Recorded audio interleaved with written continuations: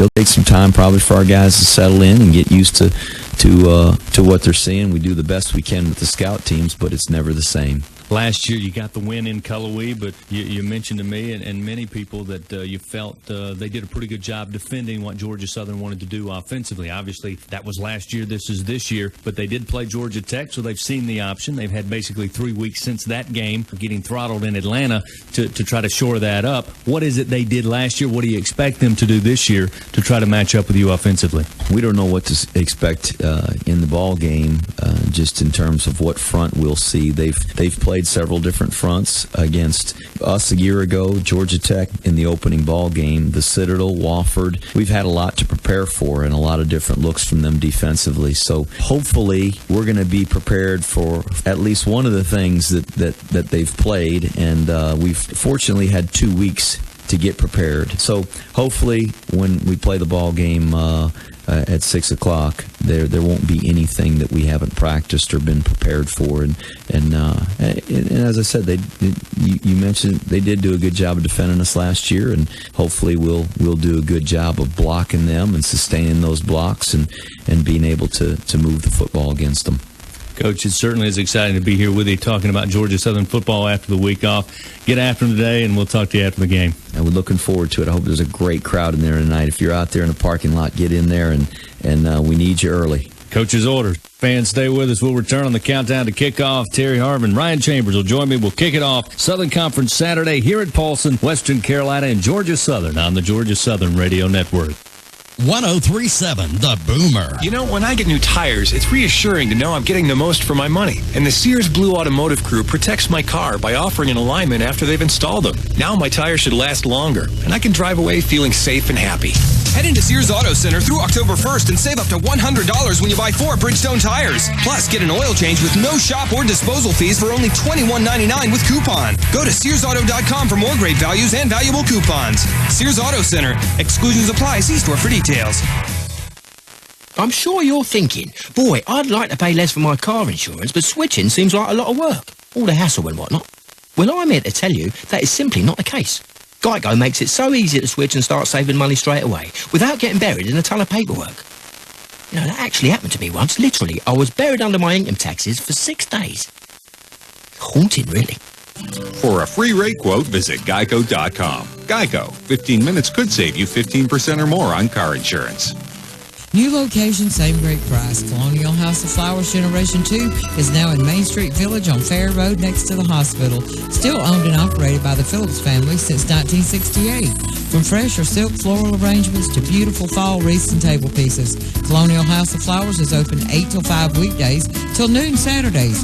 As the only FTD florist in Statesboro, they can wire anything to anywhere. Call 912-764-6097. Colonial House of Flowers Generation 2, Main Street Village, Fair Road, Statesboro. Going to a high school or GSU football game this weekend? Be sure to save your ticket stub. Bring it to the Pizza Box anytime the following week and receive a $2 discount off any large pizza. You heard right. Your ticket stub from any GSU or area high school football game is worth $2 off any large pizza the next week at the Pizza Box. So support your favorite team, save the ticket stub, and get $2 off any large pizza. Only at the Pizza Box, next to Queensboro Bank in Metter. This is the Countdown to Kickoff, presented by State Farm Insurance. Like a good neighbor, State Farm is there. Once again, from the Verizon broadcast booth, here is the voice of the Eagles, Chris Blair. Good afternoon, Eagle fans, and welcome to Allen E. Paulson Stadium for tonight's Southern Conference matchup between the Western Carolina Catamounts and your Georgia Southern Eagles. Hello, everybody. This is Chris Blair, along with Terry Harvin, Ryan Chambers, Russ Brown, and studio engineer Tyler Manning on hand to bring you tonight's play-by-play story. Since we last got together, the Georgia Southern Eagles have made it back to the top of the FCS football world, ranked number 1 by the media and the coaches for the first time since the beginning of the 2001 season. However, it means very little to head coach Jeff Monken, his staff, and players. You see, they believe, and rightly so, the only number 1 ranking that matters will come in early January 2012. Tonight, after the bye week, the Eagles get back to conference play against Coach Dennis Wagner and those Catamounts from Western Carolina. The Cats bring in a new weapon into the game, sporting the new pistol offense after spending time with the staff at Nevada in the offseason. So far, so good. Statistically speaking, after taking it on the chin in Week 1 at Georgia Tech, Western put an impressive game together over Mars Hill, and they find themselves atop the Southern Conference early on when it comes to total offensive production. The Catamounts offense led by a strong-arm quarterback in Brandon Peckloff and a talented tandem at running back, true freshman Sean Warren, who put up over 200 yards rushing against Mars Hill, and junior Michael Vaughn. Although tonight they must battle against the number 1 rushing defense in the league thus far. The Eagles have held their 2 previous opponents to under 80 yards combined on the ground. Georgia Southern has never lost a game to Western Carolina here in Statesboro. In fact, the Eagles lead the overall series 19-2 and have won 16 straight over the Cats from Cullowhee. So settle in, grab your favorite cold beverage, sit back in your favorite chair as we bring you the action from the prettiest little stadium in America. It's the 22nd meeting between Western Carolina and Georgia Southern right here on the Georgia Southern Radio Network.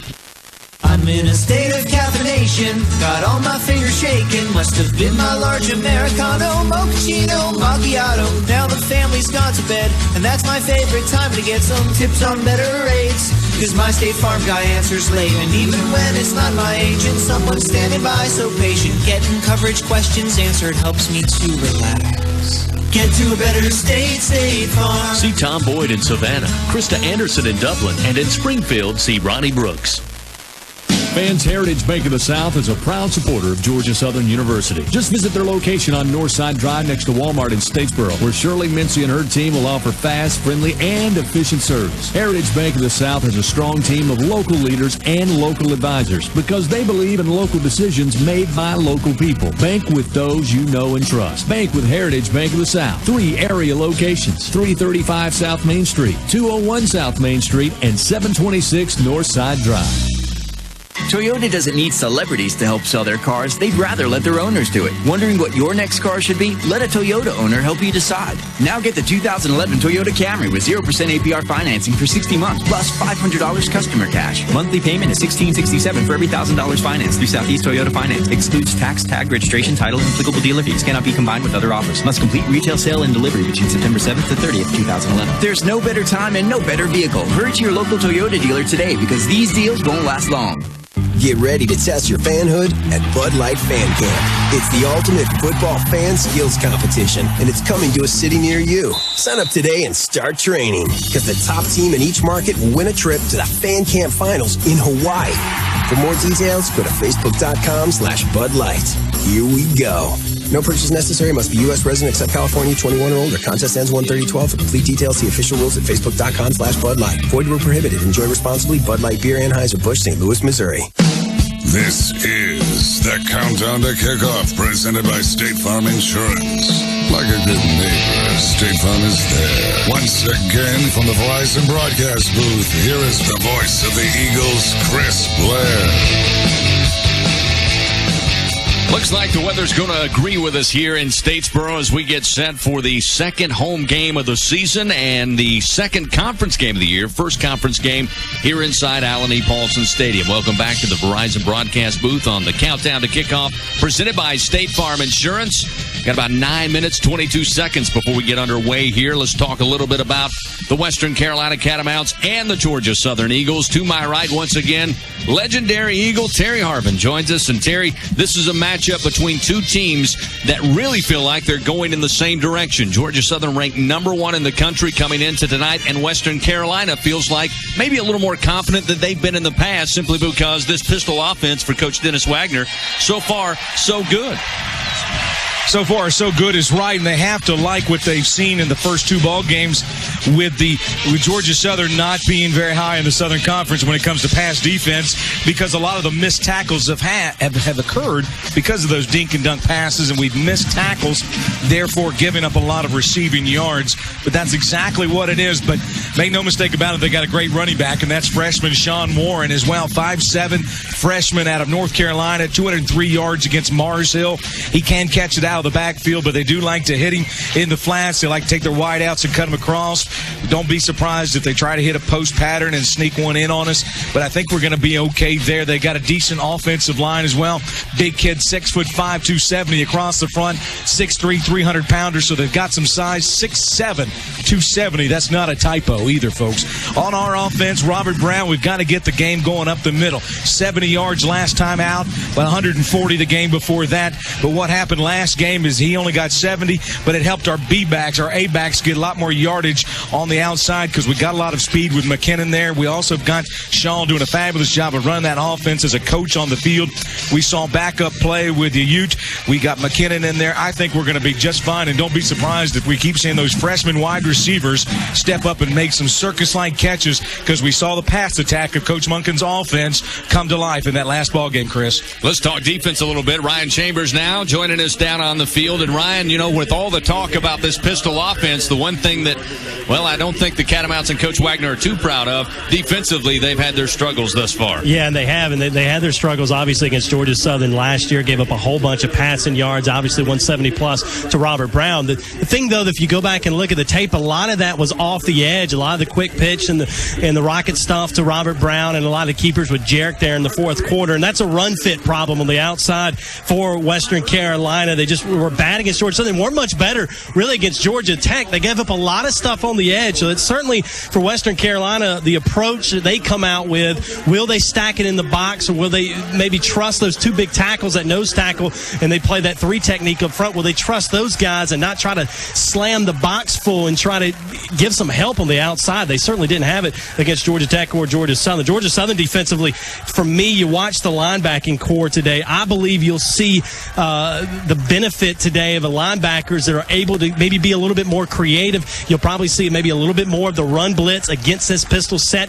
In the first 2 weeks, we haven't seen the ability to get too creative because of the dink and the dunks that Terry was talking about. Also, the big physical cornerback at Riyad Jones, 6'2" freshman. He'll get the start here this afternoon, and boy, he gives you an awful lot of physicality up front when you're playing in some of that zone, which I'm sure we'll also see a lot of today, guys. Thank you, Ryan. We're about 6 minutes away from kickoff this Saturday evening in Statesboro. Much different than nearly 22 years ago when Georgia Southern played on a Thursday night in the Hugo Bowl with a win 26-0 over Middle Tennessee State. We look like we might just avoid the rain here on this Saturday evening. We'll continue on the countdown to kickoff, roll you up to kickoff tonight at 6 o'clock. It's Georgia Southern welcoming in Western Carolina, and you're listening to it right here on the Georgia Southern Radio Network. I'm in a state of caffeination, got all my fingers shaking. Must have been my large Americano, mochaccino, macchiato. Now the family's gone to bed, and that's my favorite time to get some tips on better rates. Cause my State Farm guy answers late, and even when it's not my agent, someone's standing by so patient. Getting coverage questions answered helps me to relax. Get to a better State Farm. See John Mark Butler in Dublin, Philip Gay in Soperton, and Lee Gerardo in Claxton. Wall-to-wall football, crazy good food, and a whole lot of fun. That's what I call the Locos Triple Option. Jim Lanier and his team run it to perfection. Go up the gut with the new dry rub, slow roasted, fall off the bone wings. Or pitch it to their always fresh and delicious field of greens. Or keep it around the end with one of their premium burger favorites from the Gridiron All-Stars. Oh yeah, you'll scream, touchdown Locos. Wall-to-wall football, crazy good food, and a whole lot of fun. Locos Grill and Puff, Statesboro. Locos, crazy good. Harold promised his 7-year-old son CJ that he would build him a fort. That's why Georgia Power wants to be the official energy partner of keeping Harold's promise. Not only will we help Harold build that fort by supplying the reliable electricity he'll need, but we'll give him a blueprint to fortify his home and help save energy. It's called EarthSense. With EarthSense, he'll find energy savings he didn't know he had, and he can get hundreds of dollars back in rebates when he makes energy efficiency improvements to his home. To learn more about EarthSense, go to GeorgiaPower.com. Georgia Power, official energy partner of you. Southeastern Orthopedic Center is now Optum Orthopedics. With nearly 30 satellite offices, 3 Southeast Georgia hospitals, and a variety of additional physician practices, a new name was needed. Optum Orthopedics. The Eagles rely on Optum Orthopedics to get them back in the game, and you can rely on them to get you back into the game of life. Southeastern Orthopedics is now Optum Orthopedics. New name, but as always, their commitment to their patients is forefront with the focus on you. Optum Orthopedics. This is is the Countdown to Kickoff, presented by State Farm Insurance. Like a good neighbor, State Farm is there. Once again, from the Verizon broadcast booth, here is the voice of the Eagles, Chris Blair. Crowd starting to roll in here at Allen E. Paulson Stadium with kickoff about 3 minutes away. Captains getting set to meet down at the 50-yard line. The Georgia Southern Eagles and the Catamounts awaiting the opportunity to come on to the field. Georgia Southern ranked number 1 in the country, 2-0 on the season. Western Carolina with a 1-1 record. Losses to Georgia Tech to open the season on a Thursday night in Atlanta, and then a win 2 weeks ago at home over Mars Hill. Georgia Southern with a win over Samford to start the season, and then again a win 2 weeks ago against Tusculum in a big way. We're getting set for the start of tonight's game. Glad you're along with us. We'll take a timeout. When we return, we'll boot the football here at the prettiest little stadium in America. It's Western Carolina and Georgia Southern on the Georgia Southern Radio Network. 1037 The Boomer. Bales Transmission and Service in Statesboro does more than repair transmissions. They're now a full-service auto mechanic shop with easy financing and towing available. Student and commercial discounts, too. Bales Transmission and Service, Cypress Lake Road on the bypass just up from 301 South, Statesboro. Hey, if you're headed for the Georgia Southern home game, call ahead 685-4110 for Beverage Charhouse Grill. And they'll have everything packed up and ready to eat for those tailgate parties. Or stop in Beverage on your way to or from the big game for their delicious buffet or something special from the menu. Remember Beverage Friday Seafood Buffet, all you care to eat, just $14.95. And they're open early for breakfast too, 6 a.m. Beverage Charhouse Grill at the I-16 exit Metter. Go Blue, go Eagles. James Penley, owner of Southern Pawn and Gold in Swainsboro, buys, sells, and trades just about anything. Jewelry, appliances, guns, tools, electronics, musical, and car stereo equipment. Cricket buys your gold at the best prices around. Cash your checks there, pay your bills. Car stereo installation, too. Southern Pawn and Gold, South Main, Swainsboro. For great deals, shop the Statesboro Flea Market off the north end of the bypass at 158 East Parish. Household items, new and used clothing, arts and crafts, antiques and collectibles, and much, much more. Browse the vendors' booths and stop by the Horsing Around Cafe or the hair salon. And they can sign your merchandise. Don't miss the truckload sale on new outdoor furniture and patio accessories on now at Statesboro Flea Market. Call 912-536-6917. Proud supporters of GSU football. Sandy Jones and Bethany Woods at Creative Cuts of Brooklyn invite you in to get that special cutter style for their special fall events and get-togethers ahead. Foil colors and perms and great haircuts for every member of the family. Call 842-2960 or walk-ins welcome. Creative Cuts of Brooklyn, Highway 80 East. John Flanders at Handy House Manufacturing in Swainsboro has the answer to all your storage needs. Stop by and see their big selection of all size storage buildings. Make a purchase or use their easy-to-rent-own program. Handy House Manufacturing, South Main, Swainsboro. They'll cover what you want to keep safe.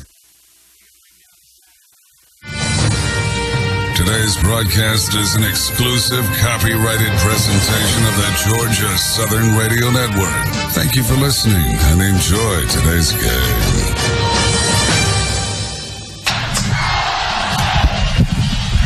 The crowd is ready to go. Just about set to get started here at Allen E. Paulson Stadium on a Saturday night. Let's pause 10 seconds. Station identification. Some great stations along the Georgia Southern Radio Network can identify themselves. Follow the Eagles all season on 1037 The Boomer, WBNZ, Metter, Statesboro, Swainsboro, the official flagship station of Georgia Southern Athletics. Western Carolina won the toss. They have decided to take the football to get started here this Saturday evening. Time now to introduce today's officiating crew, presented by Dr. Horace Deal and Professional Eye Care of Statesboro. Making the right call starts with taking care of your vision. Professional Eye Care of Statesboro is committed to providing comprehensive, high-quality vision care. Visit them online at drdeal.net. Dr. Horace Deal and Professional Eye Care of Statesboro, official team eye doctor of the Georgia Southern Eagles. Our officials today out of the Southern Conference, referee Larry Saunders, umpire Joseph Golub, linesman Robert Broom, line judge Tim Foreman, side judge Rob Rance, field judge Lee Smith, and the back judge is Matt Hollifield. As we told you, Western Carolina won the toss.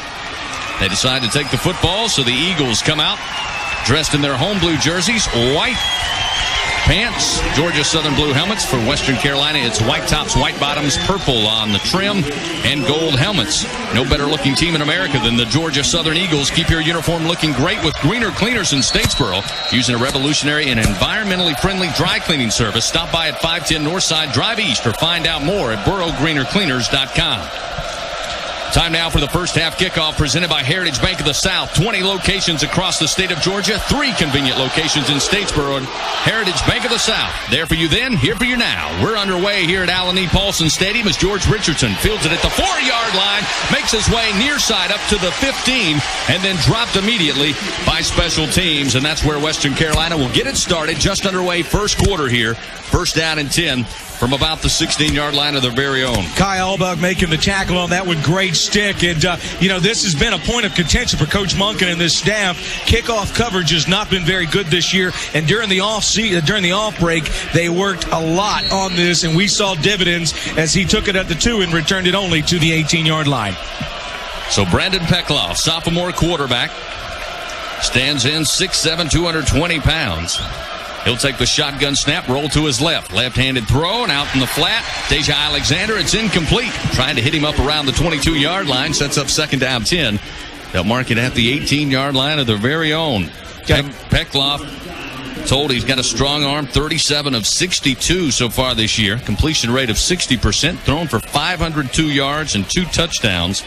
He's the first true freshman to start at quarterback for Western Carolina since 1991. He'll send 2 receivers out to the left, 1 to the right side. Put it in the belly. It'll be Sean Warren. And the freshman makes his way up to the 25, just across the 25 to about the 26-yard line. Good pickup for Warren.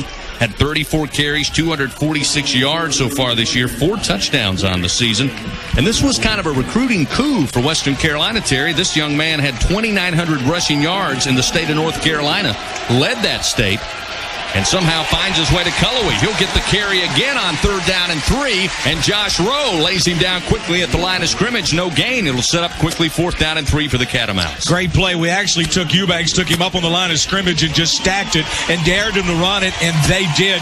That quarterback for Western Carolina, 6'7", he's got a strong arm. That first pass incomplete was not his fault. It was his receivers, but great defensive stop by Josh Rowe, right up the gut.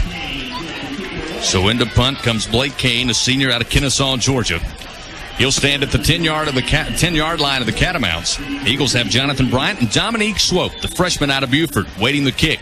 Here it comes. Not much on it. Coming near side, Dominique Swope trying to go in to make a catch. It deflects off a Catamount and then bounces into Eagle territory. And Jonathan Bryant will fall on it at the 35-yard line. But Swope that time looked like he wanted to come in to make the catch, and all kinds of traffic. Ball deflects off the shoulder pad, and luckily Jonathan Bryant gets down on it. And they'll mark it 1st down and 10 at the 36. Eagles on the field for the first time offensively. Flag on the field is pushing against Western Carolina, block in the back. And I think what he was trying to do was to stop the forward progress of the roll and trying to pick it up versus just falling on it. Eventually got wise, fell on it, so he didn't fumble it. But a costly penalty for the Catamounts is going to help the field position for the Eagles. Now, we did run into the kicker at that, but there wasn't a flag on the play. It's 1st down, Georgia Southern. As I was saying, the flag on the play, there wasn't a flag on hitting the kicker because his feet were already on the ground when we ran into him. So Georgia Southern will come out on offense, and after the infraction, a little bit of a benefit there. Put them on the Catamount side of the field. Great field position to get started here. 13:37. First quarter action, no score. And Jay Beauchamp, senior quarterback, will march up the Eagles, who will start this drive at the Catamount 36-yard line. Great opportunity here for the Eagles. Beautiful. Robert Brown, your B-back. J.J. Wilcox in as an A-back. Contrella Showers, receiver to the near side. A 1st down and 10 from the 37. A motion and A-back as Shaw takes right side. Pitch to Wilcox. Got some room. 30, 25, 20. Sideline to the 10-5. And he is in for the score. Put an Eagle 6 on it. Touchdown, Georgia Southern. And the Eagles, 1 play, 1 strike, and it's 6-0 with 13:29 to play here in the first quarter. Took a moment for the official, the side judge over there, to decide whether or not he fell into the end zone. But J.J. Wilcox will go in for the score. That's his 2nd rushing touchdown of the season. And Adrian Moore on for the point after. Great block by our wide blocker on that one. Then it was turn on the gas for Wilcox, and the official getting knocked over at the goal line, but was able to see that we did indeed score. Charlie Edwards will hold. Carter Jones will snap. Adrian Mora puts a foot on it. Kick is up. Kick is good. 7-0. Georgia Southern quick strike. 13:29 to play. First quarter. They take the early lead over the Catamounts of Western Carolina. We'll return to Allen E. Paulson Stadium in just a moment. This is Georgia Southern football.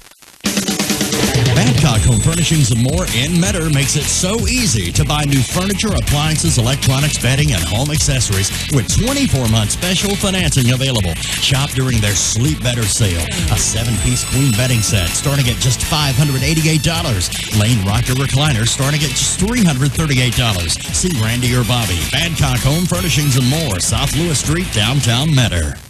Hey, this is Statesboro Auto Sales, 489-5758. We will save you your money.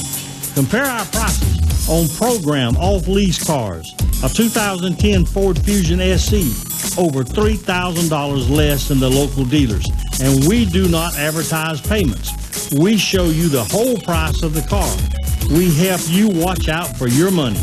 What better car dealer friend? Us.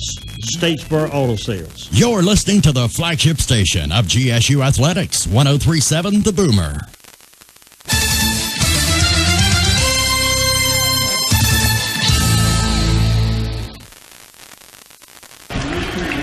$13:29 to play. First quarter action. Georgia Southern on the board, 7-0. Forced the punt on a 3-and-out by the Catamounts to start the game. Penalty after the punt return sets the Eagles up first down and 10 at the Catamount 36-yard line. And then one play, Jabo Shaw. Options to the right, pitch to Wilcox, 36-yard touchdown, and Georgia Southern with the early lead.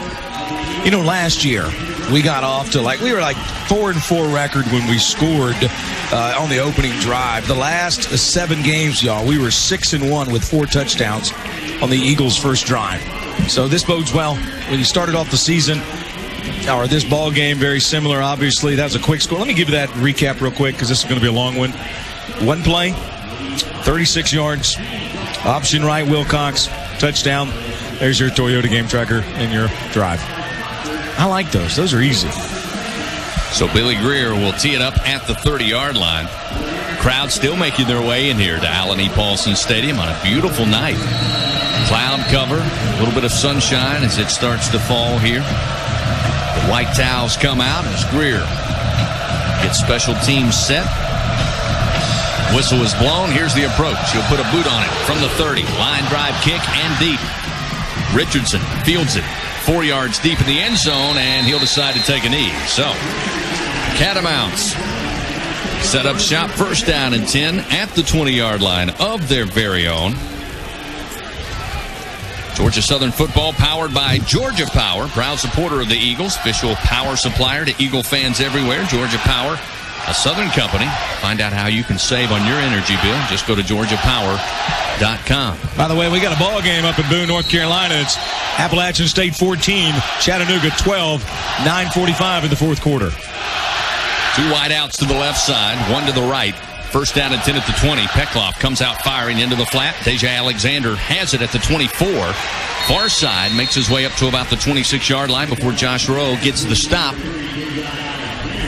Rowe, the junior out of Opelika, Alabama, comes into the game 10 tackles on the year. Got a tackle for a loss. And, you know, it was one of those things where, as Ryan said, the linebackers have to play big here if it's a dink and dunk philosophy for Western Carolina. Handed off Sean Warren on second down and 4 from the 26, trying to spread it left side. Not a lot of room, but about 1.5 yards, maybe 2 on the gain. It was set up manageable.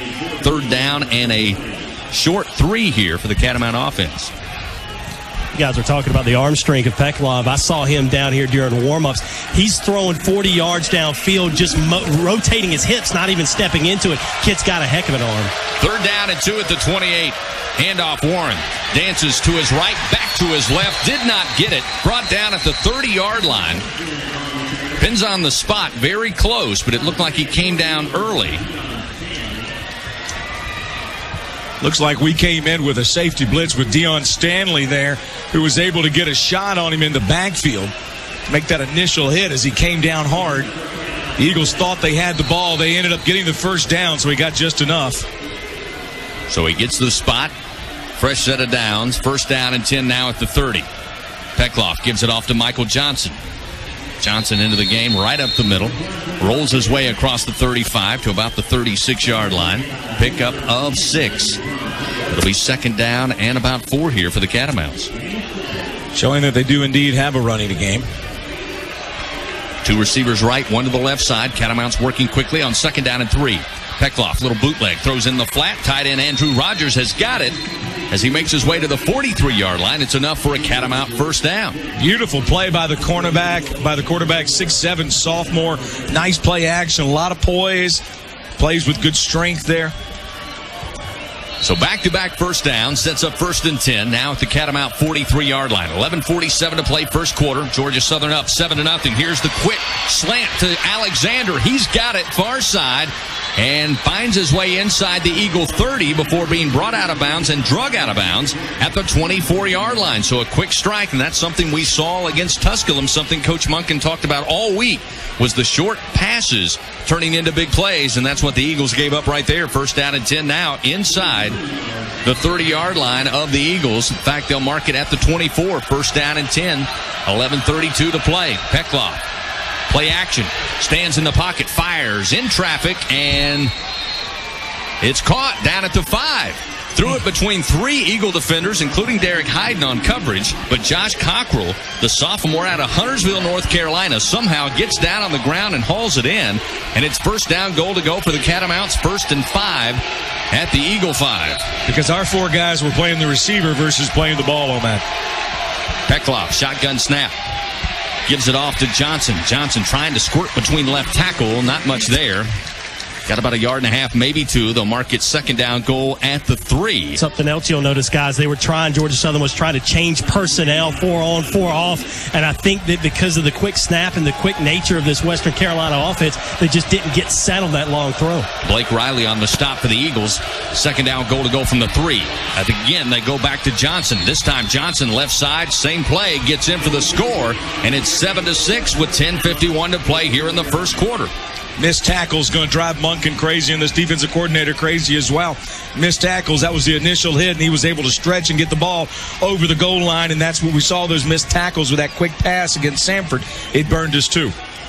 So Johnson in for the score with 10:51 to play. On comes Clark Sechrist. Sechrist, the point after, is on its way. Line drive, but it is good. So we have a tie game, 7-7, with 10:51 to play here in the first quarter. A track meet as it starts here at Allen E. Paulson Stadium. We'll take a timeout, return in just a moment. This is Georgia Southern football from the Georgia Southern Radio Network. Okay, it's game day, where tradition runs deeper than your Aunt Betty's baked beans. Face paint? Check. Cooler? Check. Meat for the grill? Check. Ford F-150 with best-in-class towing, payload, and a V6 EcoBoost engine delivering 22 mpgs. Check, check, and check. Now check this. Go to shopfordnow.com to find great offers on F-150 from your local Ford dealer. Fans of Georgia Southern football. EPA estimated 16 city, 22 highway MPG, 3.5-liter V6 4x2. At BB&T, sharing financial knowledge is our responsibility, our privilege, and our legacy. For more than 135 years, BB&T has been sharing the knowledge our clients need to move in a brighter financial direction. We also share a commitment to our community, supporting our schools, arts, and sports programs, helping businesses grow and families become homeowners. Because when you share knowledge, you share so much more. BB&T, sharing knowledge for a brighter direction. Member FDIC. Loan subject to credit approval. Equal housing lender.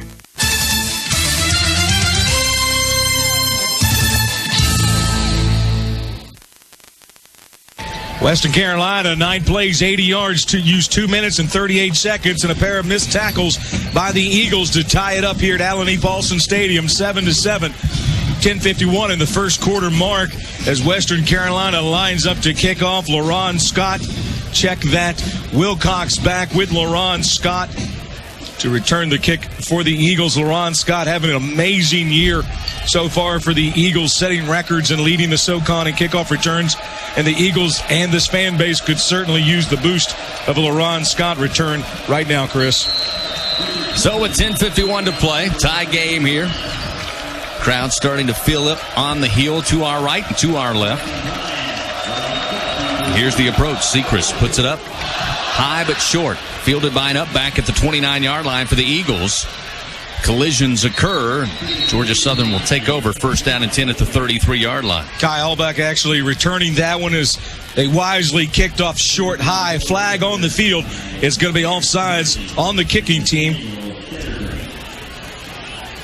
They got a little early start there. Larry Saunders, our referee. And it looks as though we're thinking about making them kick off again. So a little discussion here on the Eagles sideline. Offsides on the kicking team. That's a 5-yard penalty. We'll re-kick. Again, the Western Carolina drive was 9 plays, 80 yards, 2 minutes and 38 seconds. And on the day so far, 66 yards of passing, which was mostly made up of a little dink pass that was a missed tackle. Ryan, and again, that was one of the things that Coach Monken was so frustrated about, and why our stats don't look good in the SoCon right now about pass defense. Well, and I tell you, it also affects what you can do and what you can call defensively.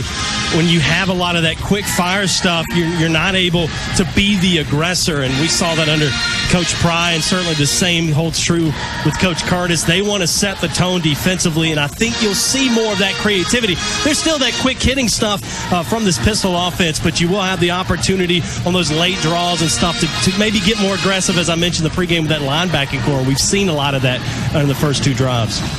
So the Eagles will force a re-kick. Tee it up at the 25-yard line. Bryant and Scott back deep. Certainly Scott a danger. After a 99-yard touchdown return, he currently holds the record in career return yardage here at Georgia Southern. Sechrist again. Knuckleball line drive kick far side. Picked up by LaRon Scott. Far sideline. Weaves his way through traffic across the 40 and out at the 43-yard line. Knuckleball is right. That wasn't very wise at all, because had Scott been able to field it easily. And another flag on the play. It looks like it's going to be offsides again against Western Carolina. 43. That's a 5-yard penalty. We'll re-kick. So far, the offense on this series is picking up 5 yards a clip. They say option football games are quick. One way to slow the tempo down. I don't know that I've ever seen that back-to-back like that. So if the Catamounts aren't careful, they're going to be kicking from the steps of the Bishop Fieldhouse before long. Western Carolina, 2 penalties so far, 20 yards. This will be number 3 for them. And Georgia Southern, again, it's great to have those weapons in special team with Bryant and, as I mentioned, LaRon Scott. They'll be more than happy to force the Catamounts to re-kick, although Western Carolina taking their time to get anybody out on the field. The Eagles are waiting. Oh, I bet you, and I'm trying to look in the huddle, the defensive side, I bet you Coach Wagner might have become special teams coach there for a minute. And you know the demeanor in that Hawaiian button down. I wouldn't want it to have been within earshot of that fire. No, he's not asking what's in a pina colada. Can't see that far. Is he wearing that again today? 10:42 to play, first quarter, tie ball game. Western Carolina trying to stay on their side of the football as they kick it off. So again, Clark Sechrist getting plenty of work here. We'll tee it up now at the 20-yard line. Scott and Bryant stand at the Eagle 20. Here's the approach and the kick. This one down the middle of the field, worm burner. And fielded at the 45-yard line of the Eagles by an up-back Kyle Olbeck, who falls on the football. So no hankies on the field. It appears Georgia Southern will set up first down and 10. Again, relatively good field position. Their opening drive started at the Catamount 36 after a penalty on the punt. And our special teams coach happens to be our head coach, Jeff Monken. Coach Monken pulling the team over, and Kyle in particular, to have a discussion about that particular play and him falling on the ball. I think Kyle wisely didn't get a clean hold on it and didn't want to risk fumbling the ball. But I think that's one of those plays where you pitch it back to LaRon and let him go. First down, 10 at the 45. Shaw working from the right hash mark. They'll motion Darion Robinson, his first action of the season. Robinson right side across midfield and down to the Catamount 43-yard line. It's enough for a Franklin first down for the Georgia Southern Eagles. Good to see Darion Robinson back in the rotation. Missed 2 games due to an injury, but last year 61 carries, 460 yards, and 3 touchdowns. Also had 4 receptions in the A-back position. And fans, don't forget, each first down presented by Franklin Automotive, Franklin Toyota. Beautiful. Check them out at franklintoyota.com. First down and 10 at the 43-yard line of the Catamounts. Again, working from the right hash. Receiver to one side. Robinson again in motion. Shaw pulls it, now throws downfield. One-on-one coverage. Catch is incomplete, too far wide as Contrella Showers. A beautiful catch over the shoulder, but he just ran out of real estate on the white line on the far sideline. And will set up second down and 10 at the 43. What a beautiful play and a good pass by Shaw. Just a little bit as I look at it. Wow. Beautiful pass and catch. Just need to get that toe in a little bit. He will, as he gets older, he'll learn not to run that thing so close down to the sidelines. It was a great throw. Jabo threw exactly where Showers was leading him to throw. That'll come with time. Zach Walker will check in as a wide out to the right side. Robert Brown, your B back. Robinson and Bryant, your A backs. Shaw under center. They'll option left side. Shaw trying to keep it, and a shoestring tackle brings him down at the 40-yard line. Trace Selby, the senior out of Tunnel Hill, Georgia, just got a piece of Jabo's leg and brings him down after a pickup of about 3 yards. It'll set up third down and 7 here for the Eagles. And Jabo Shaw coming into the game, 13 of 23, 276 yards, a touchdown. Throwing on the season. Had a great game, 181 yards in the win over Tusculum. As the Eagles look at third down and 7. On the season, the Eagles 33% on third down. Working from the left hash. Shaw again under center. Goes out right side. Sets up the option. Shaw fakes the pitch. Shaw's got room. 30, 25, 20, 15, 10. Far sideline. Flag comes out as Shaw is brought out of bounds inside the 5-yard line. As Elijah Martinez got the stop. But a late flag comes out in that play, and we'll see if this one's going to come back. I believe it is, and I was about to say great blocking downfield by Zach Walker. And right as I was about to say that, when the flag came out after him. So I think he just might have had that left hand on the jersey a little bit. When Jabo cut outside to the sideline, Walker did not release. And if you can get away with that, but as soon as the defender turns, it's going to be obvious. Holding on the offense, number 9. That's a 10-yard penalty from the spot of the foul. Still results in a first down. And Terry, he really was. It was a great block until the very end. Yeah. You hit it. I mean, he just didn't let go, like you mentioned, but he was in great position. He had turned the defender out, gave Shaw a running lane, and what a great presence of mind by Shaw. You know, he and the pitch man, they got their spacing just right. Shaw fakes the pitch and keeps it, and it was wide open, which tells us fantastic blocking too, guys. This is great. So first down and 10, now marked at the 21-yard line. After the big pickup and the penalty, Shaw from the right hash under center, fakes the toss, stands in the pocket, fires far side, and outstretched arms looking for Nico Hickey. It's incomplete, but a flag comes down. And we'll see if they were pushing and shoving on the way to the end zone. And Western Carolina can ill afford that. They have been off to a start penalty-wise here in today's game. Ace Clark on coverage that time for the Catamounts. Hey, the problem is the ball was in the air, and they're still doing a lot of contact. It was around the 10-yard line. That's going to go against Western Carolina and move the ball for the Eagles. Good pass by Jabo, but again, just too much contact when that ball's in the air. So Larry Saunders will give us the call. Holding on the defense. That penalty was against an eligible receiver. That's a 10-yard penalty, results in an automatic first down. So an automatic Franklin first down for the Georgia Southern Eagles with 8:57 to play here in the first quarter, tied 7-7. Eagles came out, started their first offensive drive at the Catamount 36. One play later, J.J.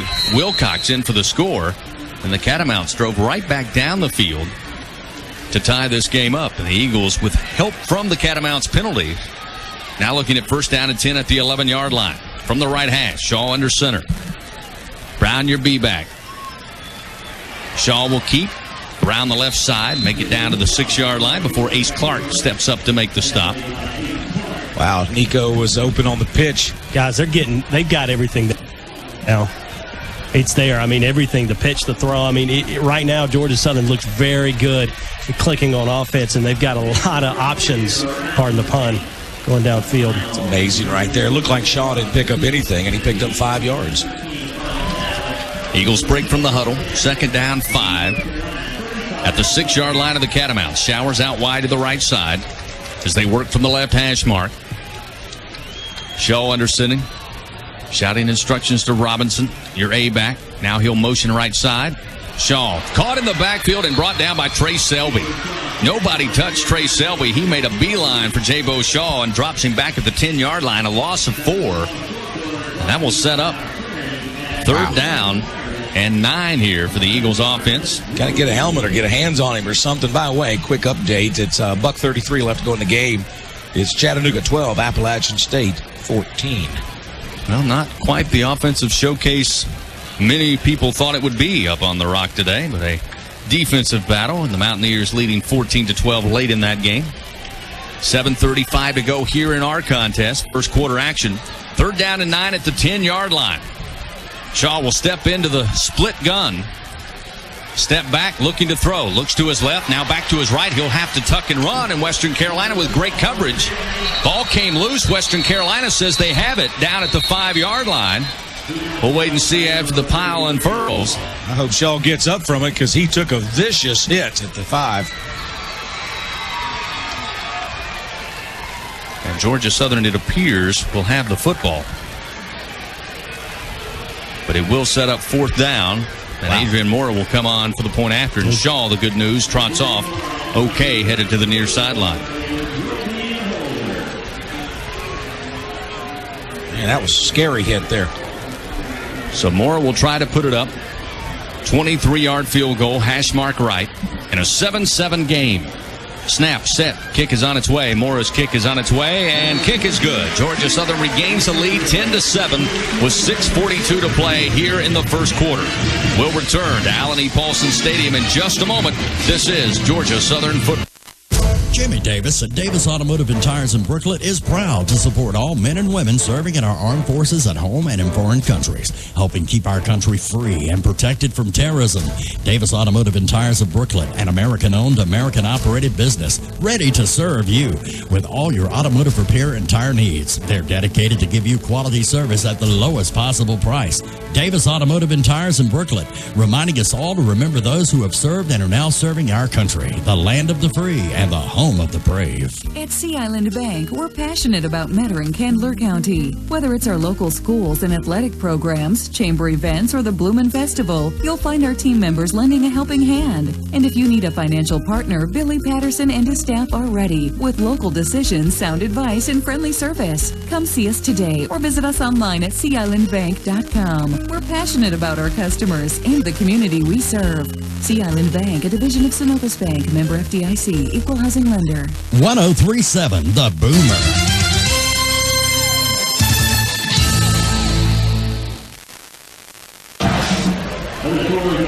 Georgia Southern football presented in part by Bud Light. Bud Light reminds you that responsibility matters and to always designate a driver. Bud Light, the sure sign of a good time. Bud Light, here we go. 10-7 our score here. First quarter action from Allen E. Paulson Stadium. 6:42 to go in the first quarter of action. 8 plays on that drive, 49 yards. Chewed up 4 minutes on the clock. 3 points, we'll take it. Coach Monken probably not too pleased with it, but you can always count on Adrian Mora. Billy Greer will tee it up at the 30. Kicking this one right to left. Here's the approach. Kick is up.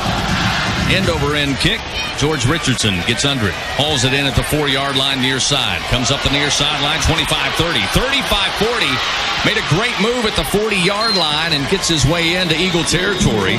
Down inside the 45. They'll mark him at the 44-yard line. Lavelle Westbrook's in on the stop for special teams. And Coach Monken, the first Eagle out there on the field, unpleased to say the least with special teams coverage. Again, been kind of an eyesore or the Achilles heel for special teams for Georgia Southern this year. Billy's doing a good job of hanging it up, fielding it between the goal line and a 5. That's giving the guys an opportunity to get down there. Missed tackles, not staying in our lanes. So Brandon Peckloff and company back on the field offensively, led an impressive drive to make it a 7-7 game. Now find themselves down by 3, 10-7. Big Arm fires it to Rogers, the tight end, near side, and incomplete at the 40-yard line. Sets up second down 10 from the Catamount, or rather Eagle 44-yard line. Eubank zone coverage, just threw it behind him, Josh. Brent Russell getting some pressure on him as he just drives back the Catamount offense into the quarterback. 6:29 to play first quarter. Second down 10 at the 44. They hand it off. Sean Warren hit in the backfield. Brent Russell got to him first and drops him back at the 48-yard line of the Catamounts. A loss of 4, and nobody got a hand on Brent Russell. He just flew right through the line. Warren is very, very lucky he got that football. He was at the handoff. It was never very secure, and right before he got hit, he secured it before he hit the ground. 3rd and 13 at the 47. Peckloff out of a gun. 2 receivers left, one to the right side. Warren behind him deep in the hole as Peckloff rises up. Looks to the offensive coordinator's near side. And the crowd now getting in the ear of the Catamounts. And Peckloff will take the shotgun snap on 3rd and 13. Looking downfield, far side, throws this one to nowhere land. Incomplete at the 30. He was looking for Josh Cockrell, but nowhere in the vicinity. And that sets up a quick 4th and 13. After getting great field position after the kick return, the Catamounts are forced to punt it away. 12th man came alive on that one and really messed it up as the wide receiver was not able to get in the same sync as the quarterback and ran a different route. And that is a heck of a matchup going on the line with Brent Russell and Teddy Roney and Nathan Postel as they're ganging up on Brent. So the Catamounts set up for the punt, 4th and 13 at their own 47. Blake Kane stands back at the 38 of his own.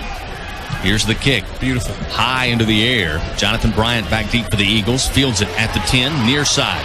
Trying to make some room to the sideline. Now cuts direction back to the middle of the field and tripped up at about the 19-yard line. With 5:28 to play, Georgia Southern takes over 1st down and 10 from their own 19-yard line. Fans, don't forget each Georgia Southern first down presented by Franklin Toyota, proud supporter of the Georgia Southern Eagles.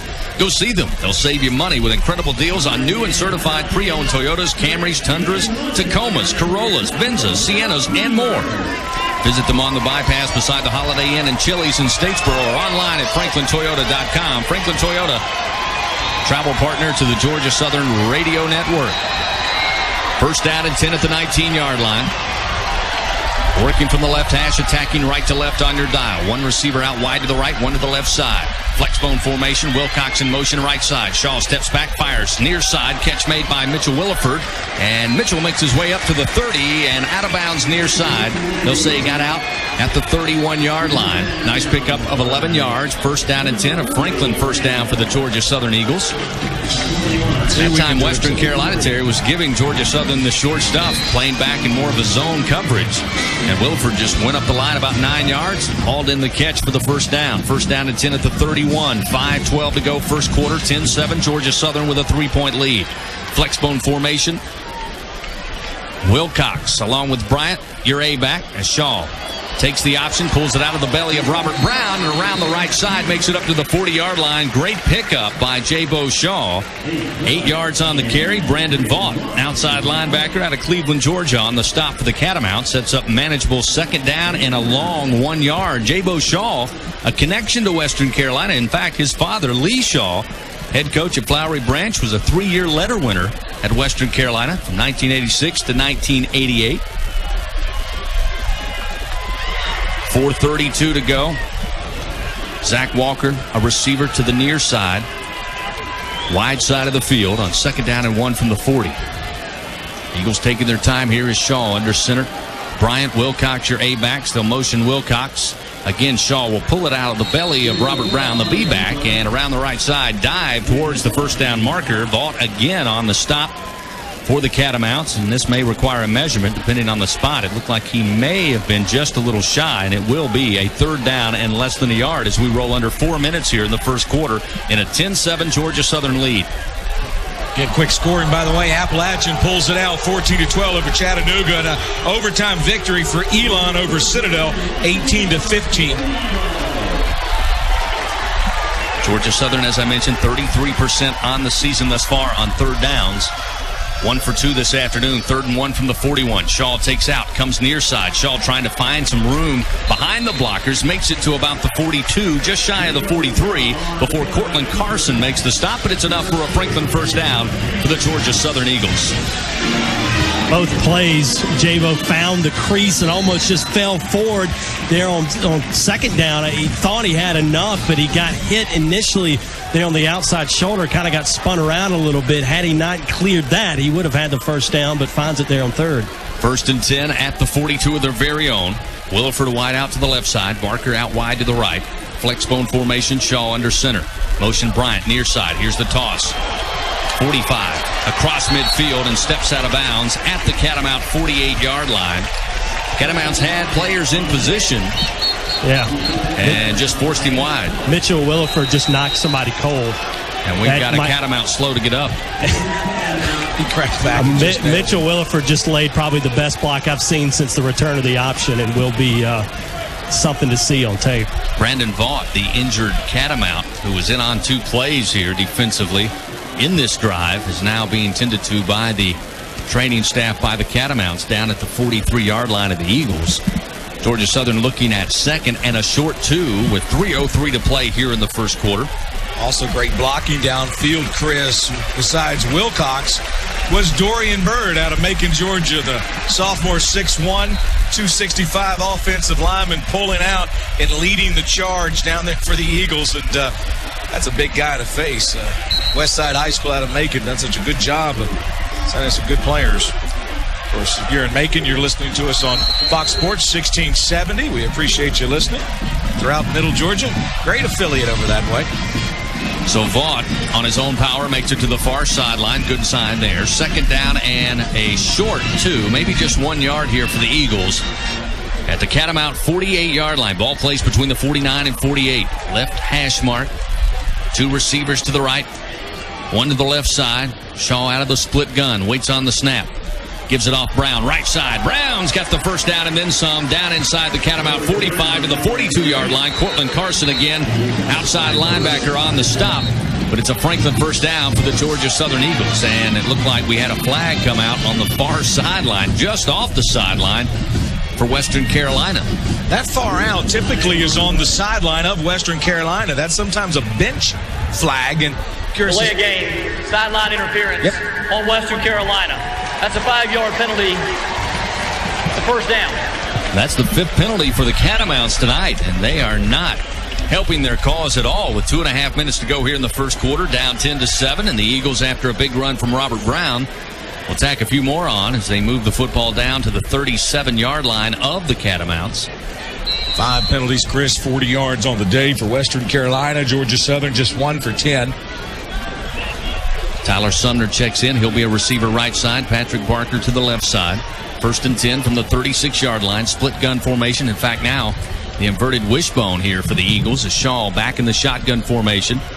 Wilcox, Robert Brown, and Jarek McKinnon on the field. Option right side. Forces the pass to Wilcox. Far side. Wilcox on some wheels inside the 20, the 15, and brought down at about the 6-yard line. A Franklin first down for the Georgia Southern Eagles. That was a forward pass from J-Bo Shaw, and Wilcox at full speed picks up the first down for the Eagles. Under 2 minutes to play, 1:59 to go, and setting up first down, goal to goal, and the Catamount 6-yard line. Yeah, it wasn't exactly supposed to play out that way, Ryan, but it looked beautiful. Had he dropped it, it literally would have been an incomplete pass.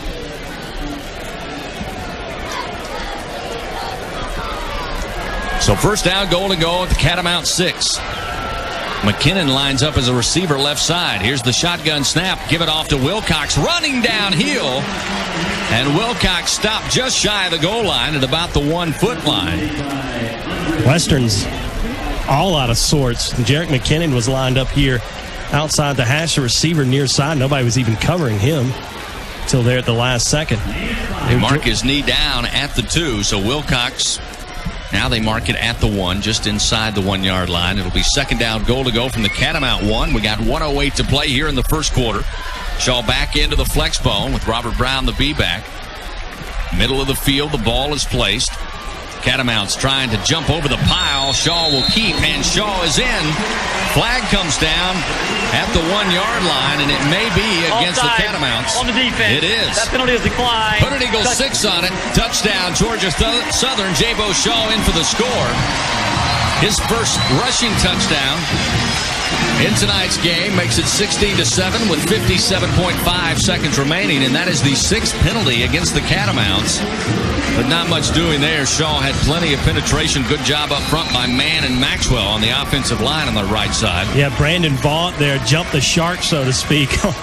as hard as he got hit earlier on the drive, I don't blame him so much. More on for the point after.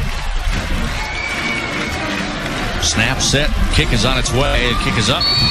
And kick is good. 17-7 now. Eagles stretch the lead to 10 with 57.5 seconds remaining here in the first quarter. And Georgia Southern, after giving up that good drive to Western Carolina to get their points on the board, able to get a score from Wilcox to get the scoring started 7-0.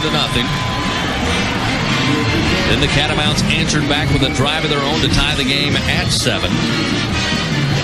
Georgia Southern got deep once again inside the Catamount side of the field.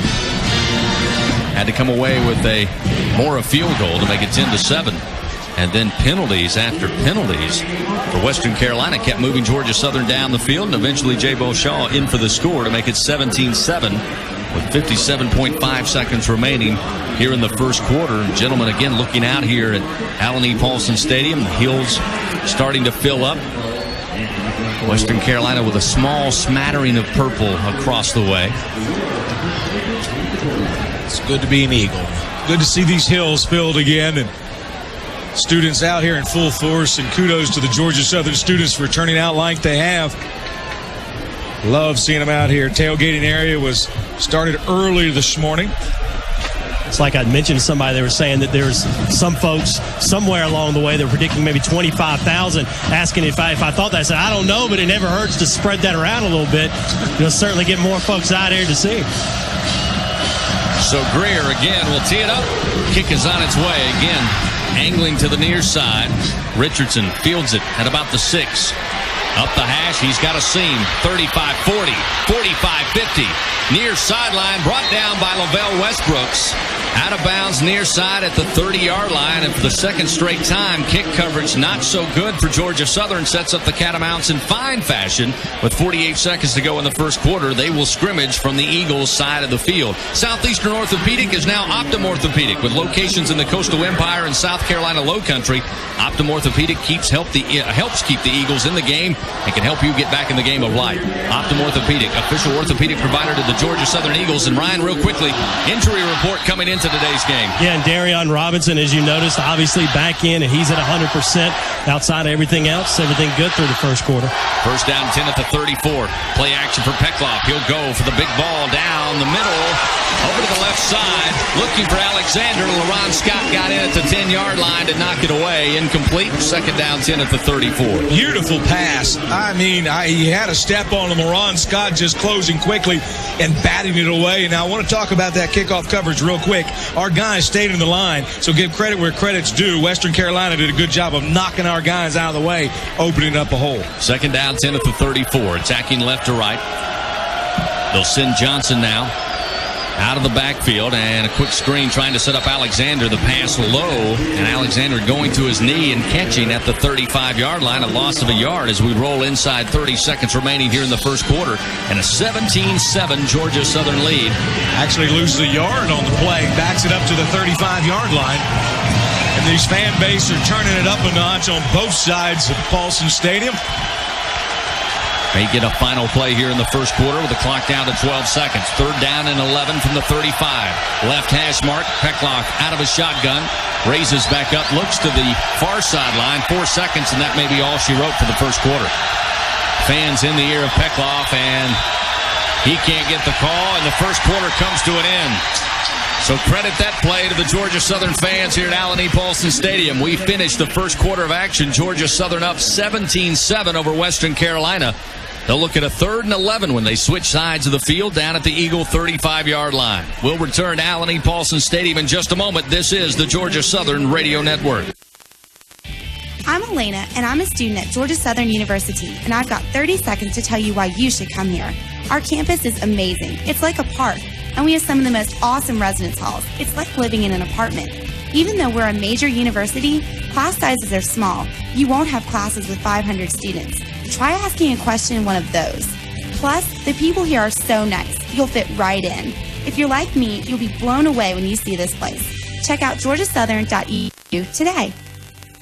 Southeastern Orthopedic Center is now Optum Orthopedics. With nearly 30 satellite offices, 3 Southeast Georgia hospitals, and a variety of additional physician practices, a new name was needed. Optum Orthopedics. The Eagles rely on Optum Orthopedics to get them back in the game, and you can rely on them to get you back into the game of life. Southeastern Orthopedics is now Optum Orthopedics. New name, but as always, their commitment to their patients is forefront with the focus on you.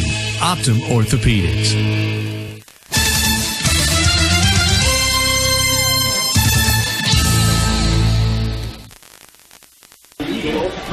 Fans, for all of your gas up and tailgate supply needs, it's Neighbors Express with locations in Statesboro, in front of Lowe's, also in Sylvania, and exit 51 in Dublin on your way to the heart of Eagle Nation. Choose to do business with those that are true blue. Choose Neighbors Express convenience stores. 3rd down and 11, 35-yard line of the Eagles, and the Western Carolina Catamounts will take the snap as Peckloff fading back, throws into the flat, looking for Richardson. It's off the mark and incomplete at the 31-yard line. It'll set up 4th down and 11. Michael Butler on the coverage for the Eagles, and we'll see what the Catamounts have to offer up here, down 17-7 as we start the second quarter of action. That was a case of Peckloff throwing off his back foot as he was backpedaling, but we end the first quarter, Western Carolina just 18 yards on the ground, 65 in the air, 85 yards of total offense. The Eagles 150 on the ground, 12 in the air for 162 yards of total offense as we cap off the first quarter. 4th down and 11, the offense stays on the field. The Catamounts just 1 of 2 on 4th down this season, looking at 4th and 11 at the Eagle 35, and Peckloff again having trouble on the near side hash, trying to get instructions in from the far side, and they may have to call a timeout or force a delay, and they do. Well, that's a case of puts their punter in a better position with the wind at his back. It'll back him up a little bit. You're talking about throwing off the back foot. We mentioned the strong arm that Peckloff has and his big frame, that 6'6" frame. I tell you, sometimes you can have a tendency when you've got that strong arm to forget your fundamentals a little bit, get a little bit of lazy in you, and I think that's what we saw there on 3rd down.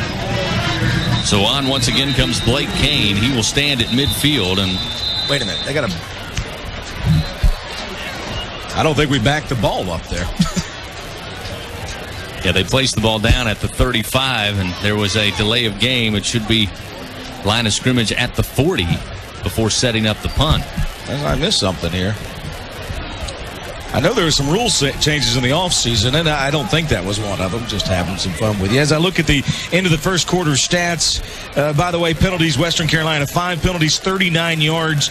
The Eagles just 1 penalty for 10, 8 minutes and 48 seconds of time of possession for the Eagles, 6-12 for Western Carolina. They were 1 of 3 on 3rd down conversions. The Eagles 2 of 3 3rd down. Both teams 100% in the red zone. There was a delay of game penalty. That's a 5-yard penalty. Please reset the game clock to 14:55. 14:55. It'll start on the snap. There you go. Wilcox, 72 yards on the ground so far on the day. Jabo Shaw, 50 yards on the ground. Robinson, 12. 14:43 to play, second quarter. Georgia Southern up 17-7. The Catamounts, 2 back-to-back possessions with great field position. Come up empty, and Blake Kane again will have to kick it away. He'll stand at the Catamount 45. Jonathan Bryant, Dominique Swope back deep for the Eagles. Kane with the kick.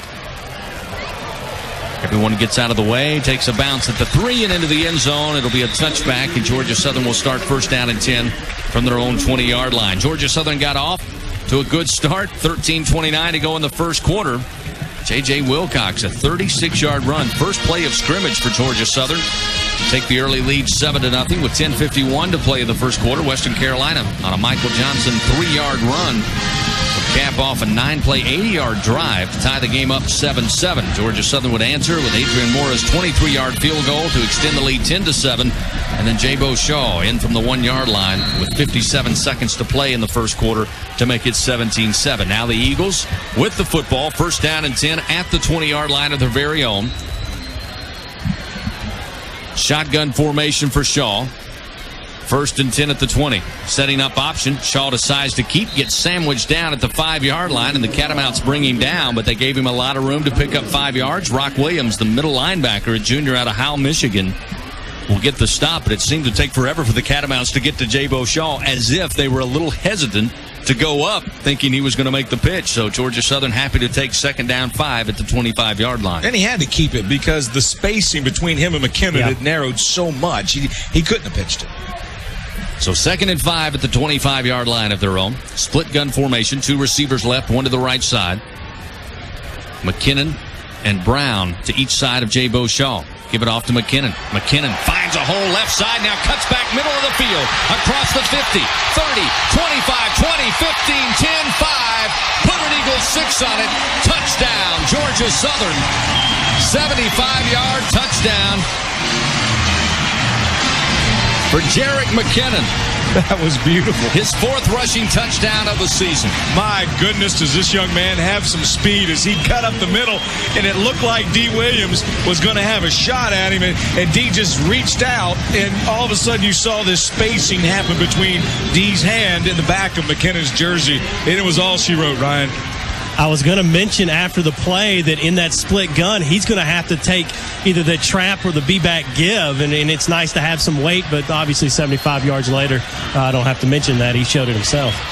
Snap, set, kick on its way for Mora, and it's good. 23-7 now. The Eagles with the lead. 13:56 to play. 2nd quarter action from Allen E. Paulson Stadium. We'll take a timeout. We'll return. Georgia Southern 24, Western Carolina 7. This is Georgia Southern football. Bales Transmission and Service in Statesboro does more than repair transmissions. They're now a full-service auto mechanic shop with easy financing and towing available. Student and commercial discounts, too. Bales Transmission and Service, Cypress Lake Road on the bypass just up from 301 South, Statesboro.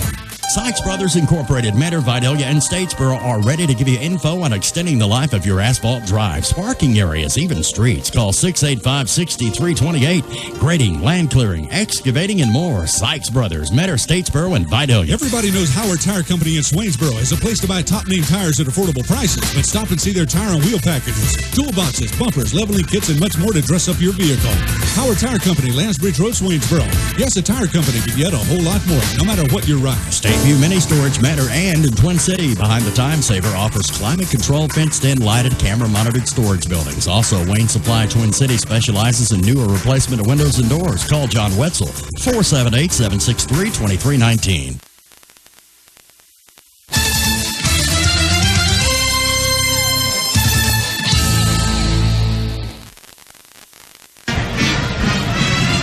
Welcome back to the Verizon broadcast booth here at Allen E. Paulson Stadium. 13:56 to play, 2nd quarter here.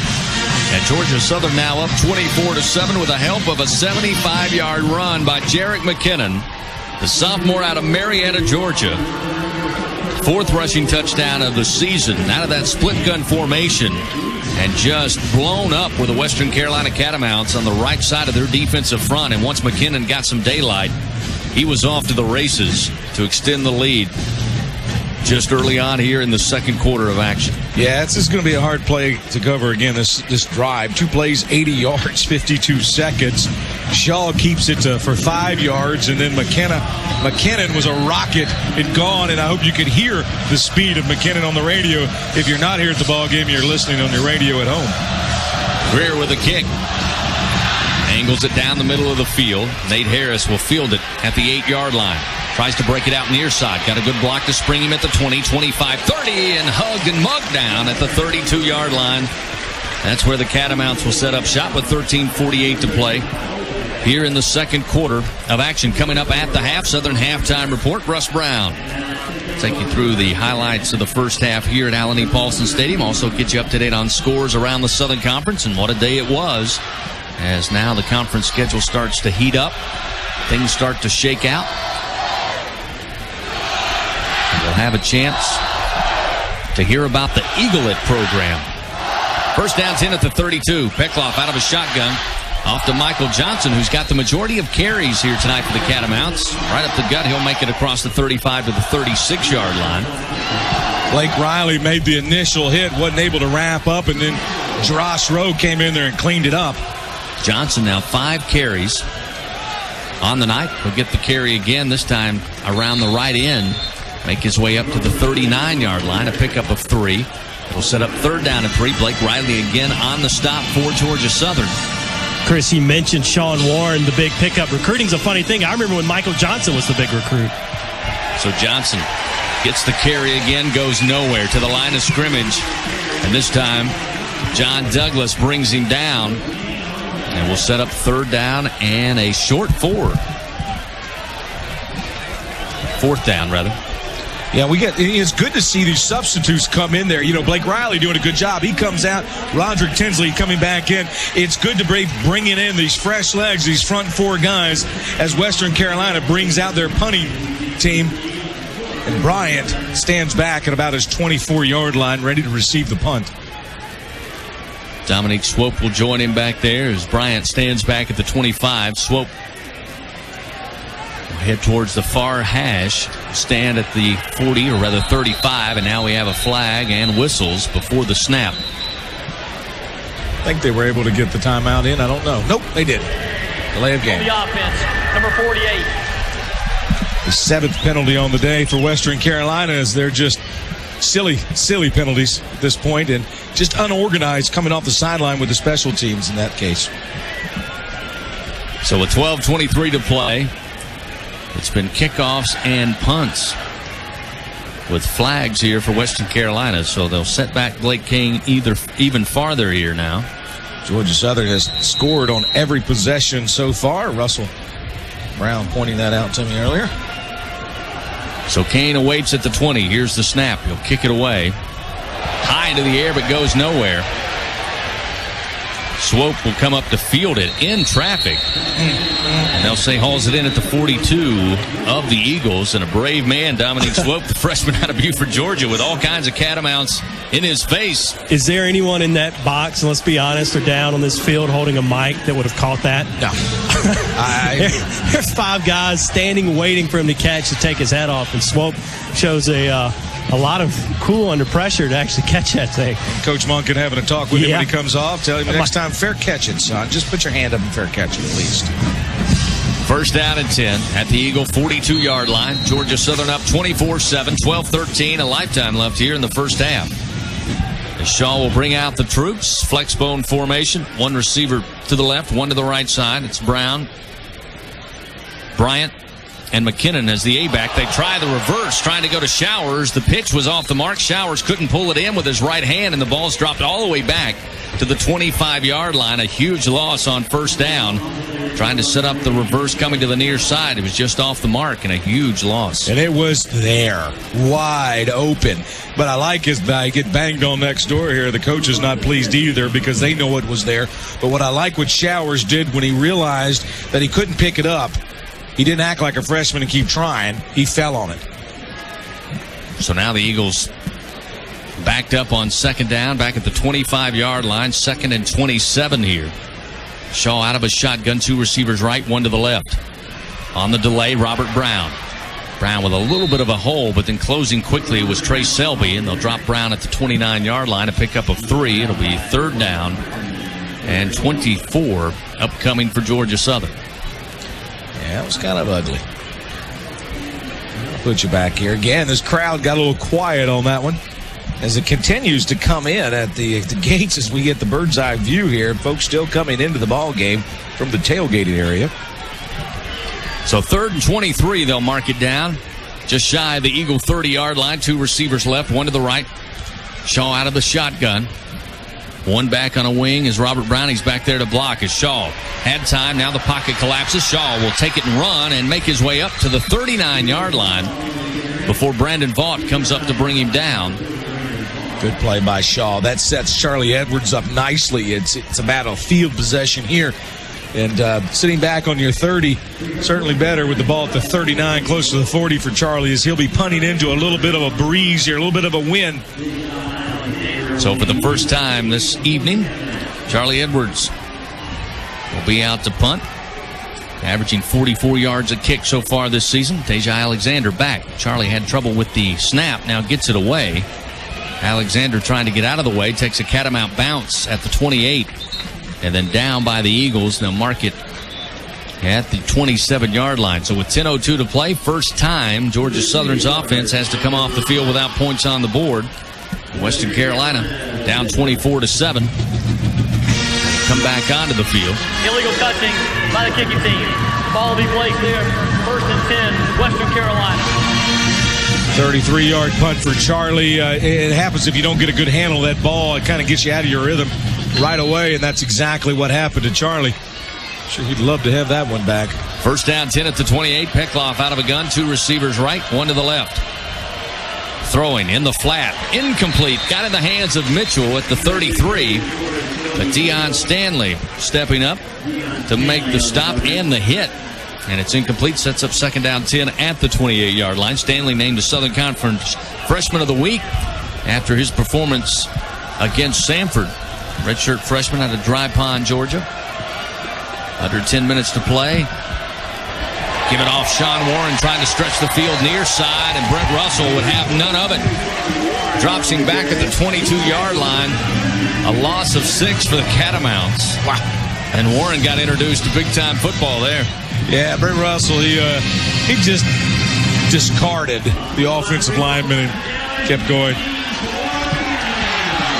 He's a beast. So 3rd and 15 here for the Catamounts.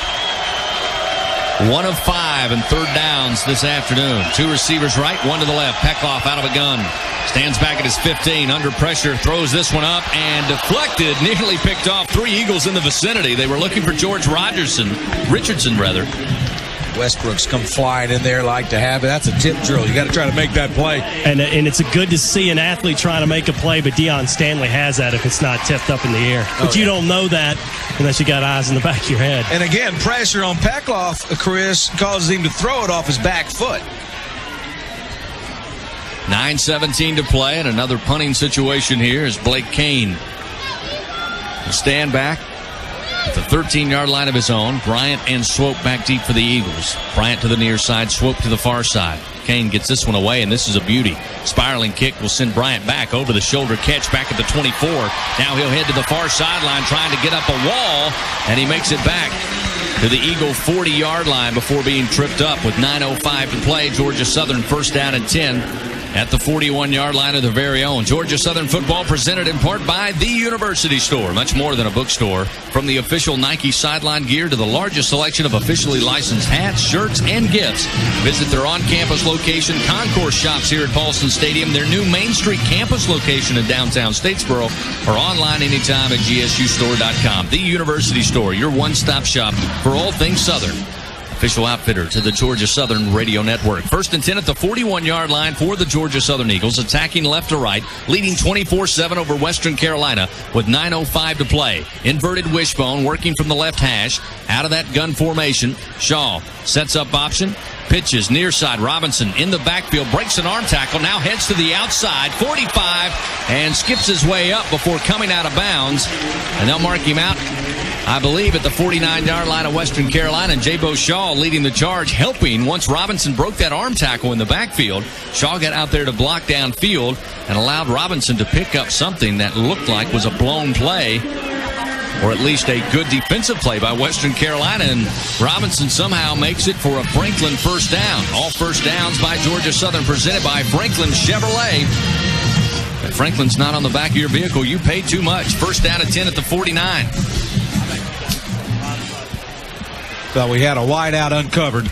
J.J. Wilcox lined up left side. They'll hand it off to Darion Robinson. And Robinson, once again, good to see him back in the lineup, as Ryan mentioned. Got the green light to play after missing the first 2 games of the season. Gets across the 45 and down inside to the 43-yard line of the Catamounts. A good pickup of 6 yards. It'll be second down and 4 here for Georgia Southern. I got all giddy hitting Chris next to me because our wideout was uncovered over there. Western Carolina didn't catch it until right at the snap that he was out there. So now we have a tight end set. Willie Burden and Tyler Sumner. Double tights as Shaw takes the shotgun. Pitches to Robinson. Western Carolina, pretty good position as Robinson makes it to the 40-yard line, a pickup of 3. It will set up third down and 1 as Brett Allen, the outside linebacker from Raleigh, North Carolina, came in to drop down Robinson. Yeah, Wilcox mad at himself. He just missed the block on that one. Again, always coaching, even taking a situation as Coach Monken pulls him off to the sideline to talk about that block and the technique that he has to use to bring the man down. Third down 1 at the Catamount 40-yard line. 7:28 to play, second quarter. Split gun formation.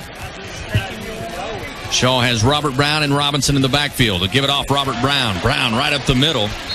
Picks up the Franklin first down and makes his way to the 35-yard line. Good blocking up front for Georgia Southern. Franklin first down. Will set it up 1st and 10 at the Catamount 35 with 7:15 to play.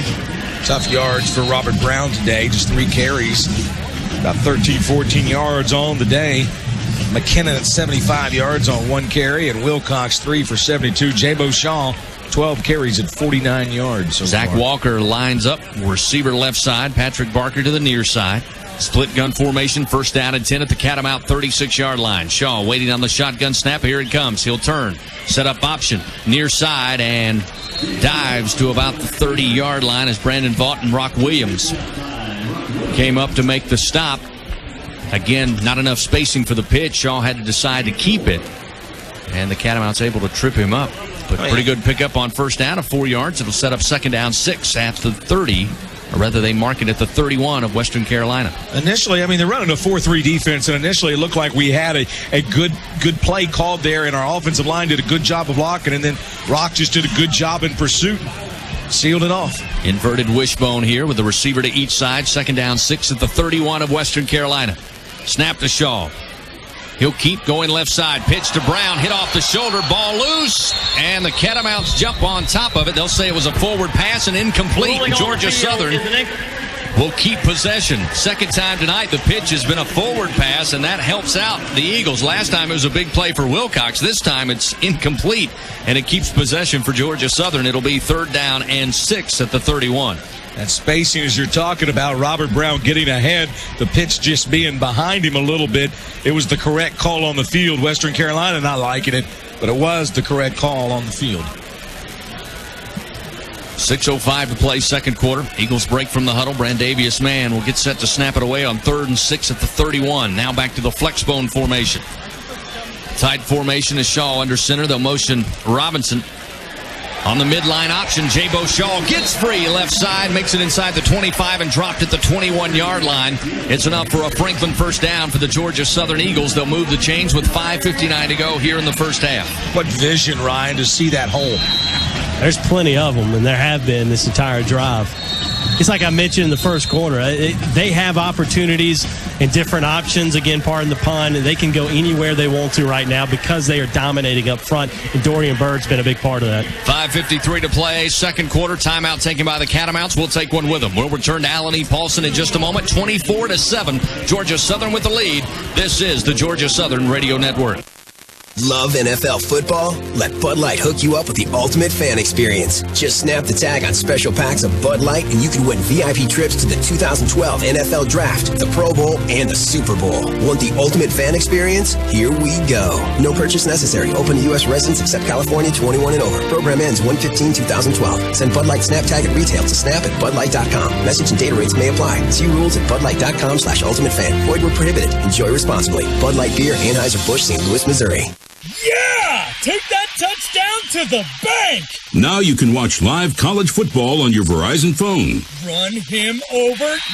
Yeah! Get over 75 live college games. That's how you do it! But don't just take my word for it. What a catch! Take his. Only Verizon offers you an experience as big as this. Find it all at VerizonWireless.com/video. Verizon, giving you college football on the go. Subscription required. Data charges apply according to your plan. Coverage not available everywhere.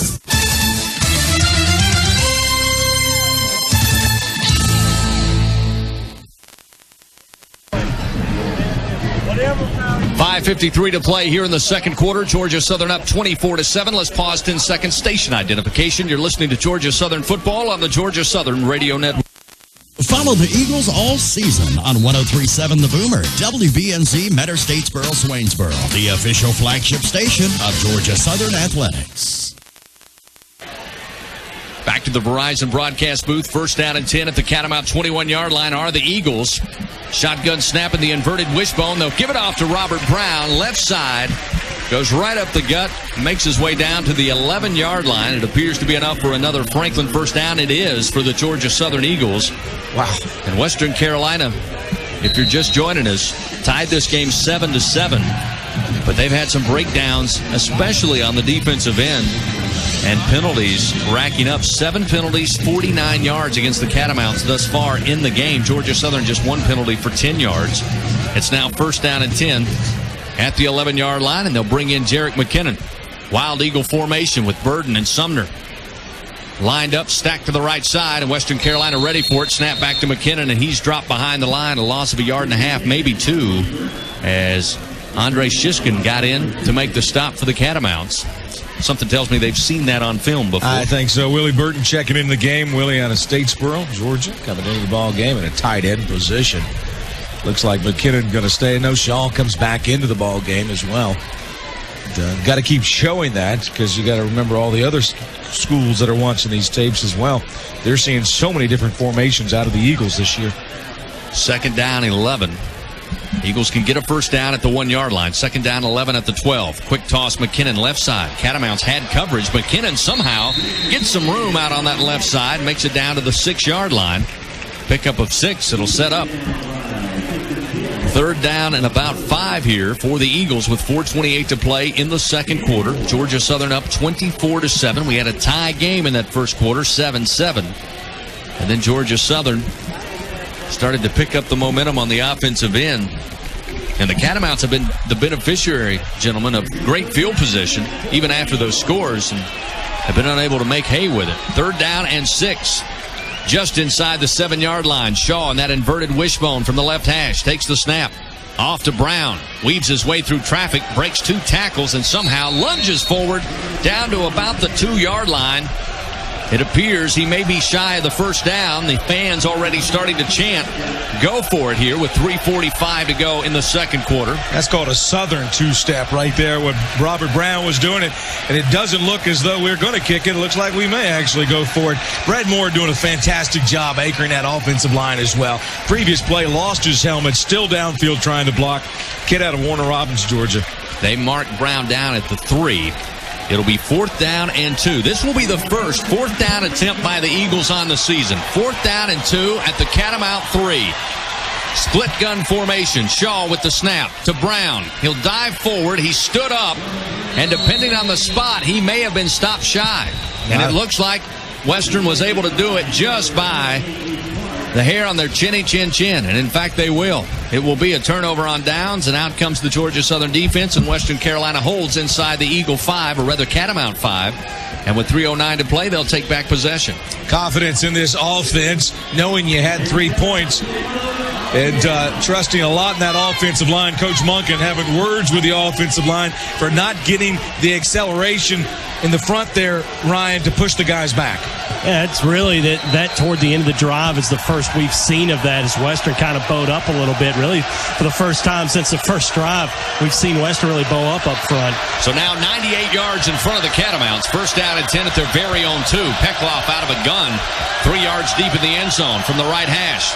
Take the snap, play action, looks, fires into the flat, and caught at the 18-yard line by Alexander. Breaks a couple of tackles and makes his way up to the 26-yard line, and that is going to frustrate Coach Jeff Monken. Again, it was a good throw and catch from Peckloff to Alexander, and it would have been enough for a 1st down at the 18. But to allow Alexander to break free of a couple of tackles and make it to the 26 is not going to please the old ball coach with 2:54 to go. 2 receivers right, 1 to the left. 1st down and 10 at the 26. Peckloff out of a shotgun. Quick fire this time. Quick slant. Alexander's got it. Ball came loose. Still a battle for it at the 29. Georgia Southern says they have it. And they do. Blake Riley comes up with a football, and after a little momentum for Western Carolina, Georgia Southern will take it back and possession with 2:43 to play here in the second quarter. That's what I like to see. You want to keep trying to run with it and keep hitting, strip the ball away. Blake Riley doing a fantastic job of getting that ball for the Eagles. That's what we needed, a big turnover. Your offense can't get it in on 4th down. Ask your defense to step up big, give up a big play on a pass. Defense comes through with a turnover. First turnover on the day for either team. 2:43 to play after the Eagles come up short inside the 5-yard line. They get a chance at it here, leading 24-7 over Western Carolina. 1st down and 10 at the Catamount 29-yard line after the fumble by Alexander. Flexbone formation. Tight set as Brown, your fullback, McKinnon, and Wilcox, your A-back. Option, right side. And Shaw around the right end. diving his way inside the Catamount 20. Down to about the 19-yard line. Gill able to trip him up and before Shaw could get to the end zone because it was wide open for him. Again, wise decision by Shaw not to pitch as Dorian Bird checks out of the ball game. A bit of an injury there. Second down, less than a yard here. Right at the 20-yard line of the Catamounts. Back to that inverted wishbone out of a shotgun set. Shaw will take the snap. Keep it. Left side, nowhere to pitch. Catamounts with good coverage, and Rock Williams brings down Jabo Shaw at the 20-yard line. And it'll be shy of the first down. It'll set up 3rd and 1 here for Georgia Southern with 1:51 to play before we get to halftime. Southern halftime report coming up.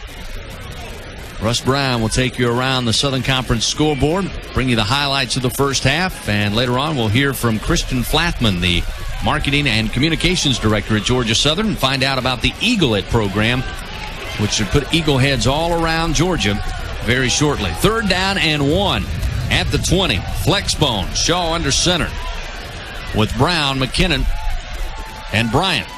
They'll give it to Brown, and Brown will take it on the dive and pick up the Franklin first down, which will stop the clock momentarily with 1:18 to play. No wonder Rock led the team, this Western Carolina team, in tackles in 2010. Talk about the middle linebacker, Rock Williams. Not even the starting linebacker listed today, but led their team in tackles last year, and he's been all over the field today. First down and 10, now at the Catamount 18. Inverted wishbone, one receiver to the left, one to the right side. Working from the left hash mark, shotgun snap. Late pitch coming to Bryant, near side, to the 10, to the 5. Now flag comes out. We'll see if they hold the score. No indication yet. They have a flag down at the 2-yard line. So hold the phone. Jabo is slow to get up as well there after the toss. Yeah, he took a shot low, but I still didn't see what that call was. Goes against Georgia Southern, so what was the score will be backed up now. Holding on the offense, number 81. That's a 10-yard penalty from the spot of the foul. It's first down. I'd like to see that one again. Looked like Wilford had a good position on him and must just got a little bit of a jersey as well. So that'll bring it back. Just the second penalty of the day for Georgia Southern. But Shaw did take a low hit on the pitch. Watching that knee. Shaw looks like checks out of the game. Looks like McKinnon's in. So Jarek now, the sophomore, will step in as the quarterback, with Jabo Shaw being tended to on the near sideline.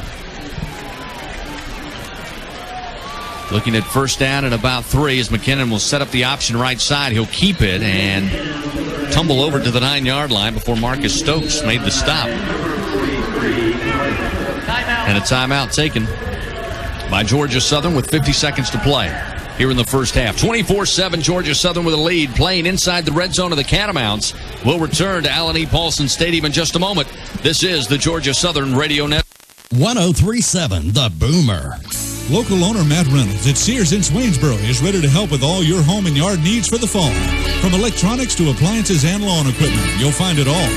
Before you buy anywhere else, be sure to shop prices at Sears, South Main in Swainsboro. Adcock Home Furnishings and more in Metter now carries Dell laptops starting at just $599.95. Right now, save 20% off all silk florals. Tremendous savings on new furniture for fall. For example, your choice of twin, full, or queen bedroom suits and your choice of pieces. Now, your choice for just $398. Ask about their easy 24-month financing available. Adcock Home Furnishings and more, South Lewis Street, Metter. Michael Bright invites you into his new store with a new name, Swainsboro Antiques and Unique Collectibles. Now open right downtown Swainsboro on the square. See a beautiful line of antique items plus genuine articles actually owned by Elvis Presley. Swainsboro Antiques and Unique Collectibles. New name, new location, downtown Swainsboro.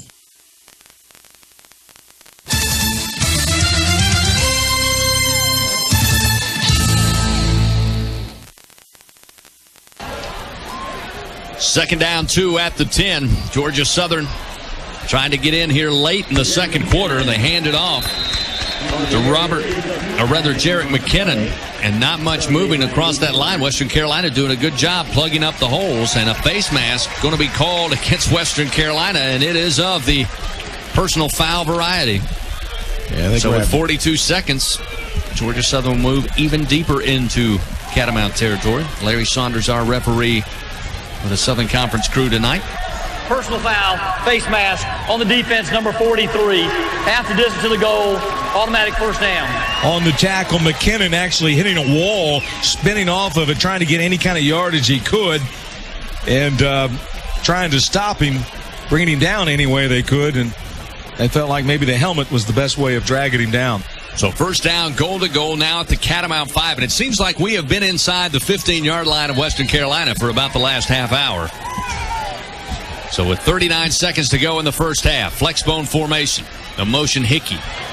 And an exchange problem, trying to give it off to Robert Brown. It looks like Western Carolina's got it at the 5-yard line, and Georgia Southern does not look very precise here in the latter moments of this second quarter. Western Carolina comes away with a turnover, second fumble of the game. This time, Western Carolina, the beneficiary. They'll take over with 29.9 seconds to go in this second quarter. And that was not a fumble Western Carolina caused. That was a fumble that we caused a lot of communication issues on the field, Ryan. It looked like everybody going in several different directions and just running into each other. That thing was dead to rights before the snap. Some communication problems, as you said, and then J-Bo never really had his hands on it when he came out of his center. I thought we were going to get a legal procedure called against us. So with 29 seconds remaining in the second quarter, Peckloff give it off to Sean Warren on the delay, and Brent Russell will bring him down quickly at the line of scrimmage. Maybe a half-yard loss, as that may be the final play of the first half, down to 17 seconds. Western Carolina very slow to huddle up. Peckloff in no hurry here as we approach 10 seconds remaining. Penetration that Brent Russell's getting is amazing. So with 5 seconds, Peckloff will line him up out of the gun. Hand it off this time to Michael Johnson, trying to break it outside. He'll be brought down from behind at about the 6. Hudson Presume made the stop, and the first half comes to an end in this game. 24-7, Georgia Southern with the lead. Great start to the game. Probably not so pleased with the latter part of the second quarter if you're Coach Jeff Monken, but we'll find out. Let's go down on the field with the coach. Here's Ryan Chambers. Coach, I know you want points in that last drive, but 24-7 at the half, you got to be pretty pleased otherwise with your offensive performance here in the first. Well, the last 2 drives were disappointing. We couldn't knock them off the ball on fourth down there, trying to get it to 31, and then right there turning the ball over. If we can pull it and pitch it right there, we're going to score. So that's a little disappointing. I'm disappointed with the way we covered kickoffs. Particularly, we just have done a very poor job of that. But they have 7 points, and we got 24. That's the good news right now, but we're going to have to play a lot better in the second half. They'll make adjustments. Talk about the play of J.J. Wilcox, boy. He looks very good out here in the first half. He's really playing hard, and he always does. That's one thing you can count on from J.J., and I think our whole team's playing hard right now. Coach, let's get him in the second half. Thanks. All right, guys. Thank you, Coach. Thank you, Ryan. We're at halftime here at Allen E. Paulson Stadium. Georgia Southern with the lead, 24-7 over Western Carolina. Stay tuned. Coming up, it's the Southern Halftime Report. Russ Brown will take you through the scores around the Southern Conference and top 25, take you through the stats and highlights of this first half before we get the third quarter and second half of action underway. Your score at the break from the prettiest little stadium in America, Georgia Southern 24, Western Carolina 7. This is Georgia Southern football. Okay, it's game day, where tradition runs deeper than your Aunt Betty's baked beans. Face paint? Check. Cooler?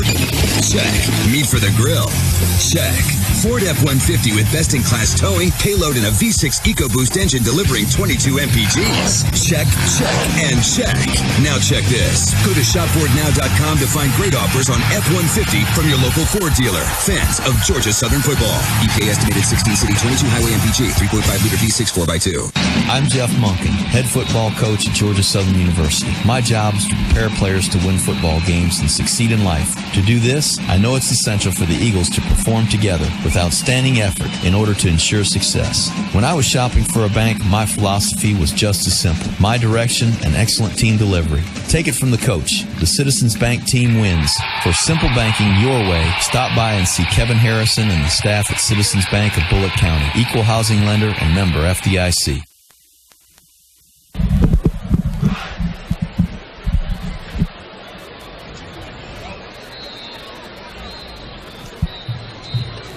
All right, we are here at the half. Georgia Southern leads it 24-7 over the Western Carolina Catamounts. A nice crowd on hand here as the marching band hitting the field here to entertain the folks at the half. We'll have full first half stats, analysis, highlights, and much more to come here on the Ford Locker Room halftime show. Back with more right after.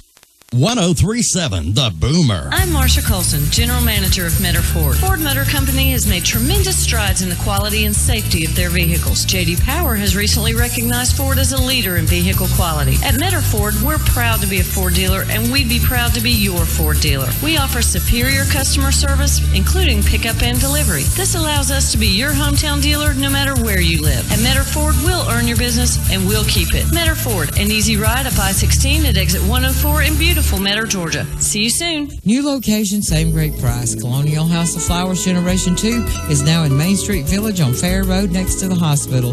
Still owned and operated by the Phillips family since 1968. From fresh or silk floral arrangements to beautiful fall wreaths and table pieces, Colonial House of Flowers is open 8 till 5 weekdays till noon Saturdays. As the only FTD florist in Statesboro, they can wire anything to anywhere. Call 912-764-6097. Colonial House of Flowers Generation 2, Main Street Village, Fair Road, Statesboro. Going to a high school or GSU football game this weekend? Be sure to save your ticket stub. Bring it to the Pizza Box anytime the following week and receive a $2 discount off any large pizza. You heard right. Your ticket stub from any GSU or area high school football game is worth $2 off any large pizza the next week at the Pizza Box. So support your favorite team, save the ticket stub, and get $2 off any large pizza. Only at the Pizza Box, next to Queensboro Bank in Metter. At B&M Pool Spa and Patio in Metter, your pool is your paradise. So treat it right by installing or upgrading to the Totally Hayward system.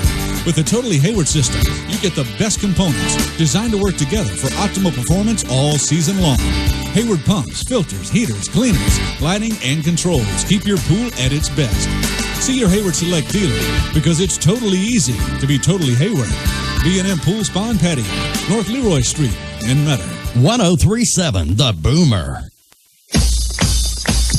Welcome into the Southern Halftime Report, presented by the Georgia Lottery on the Georgia Southern Radio Network.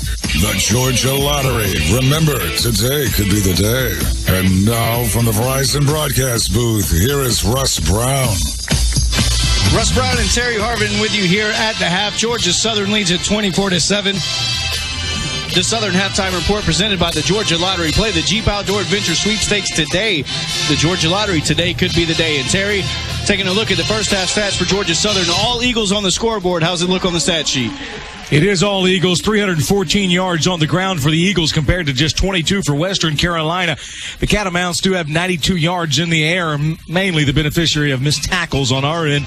The Eagles just 12 through the air. 114 yards at halftime for Western Carolina, 326 yards for the Eagles. The Eagles averaging 8 yards per play. The Catamounts 4.1 per play. Penalties.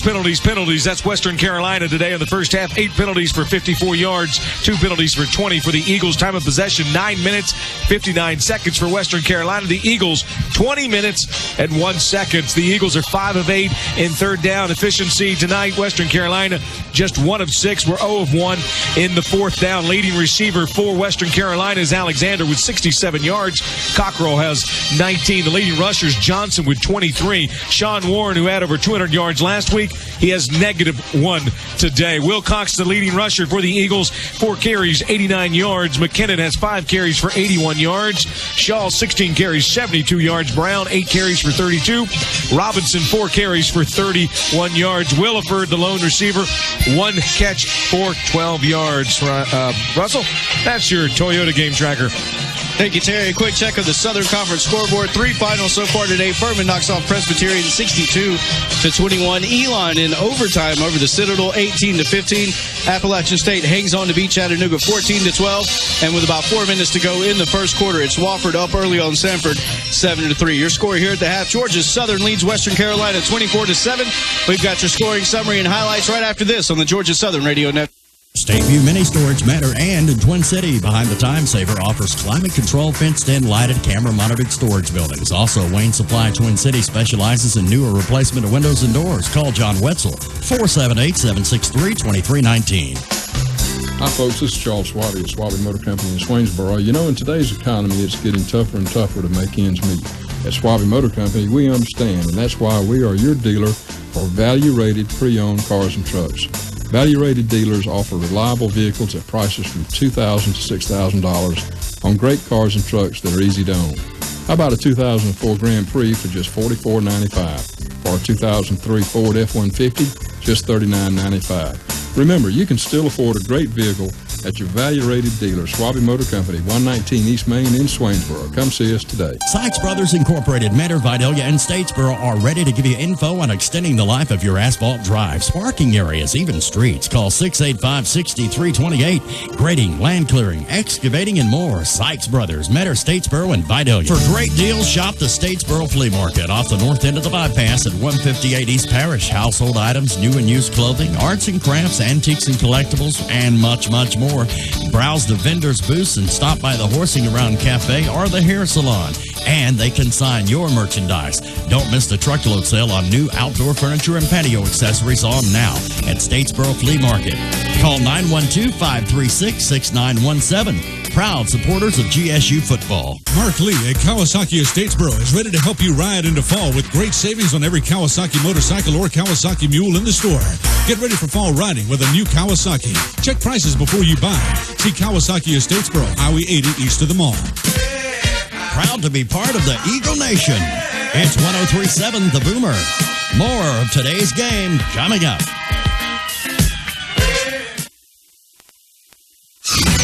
Welcome back to the Southern Halftime Report, presented by the Georgia Lottery on the Georgia Southern Radio Network.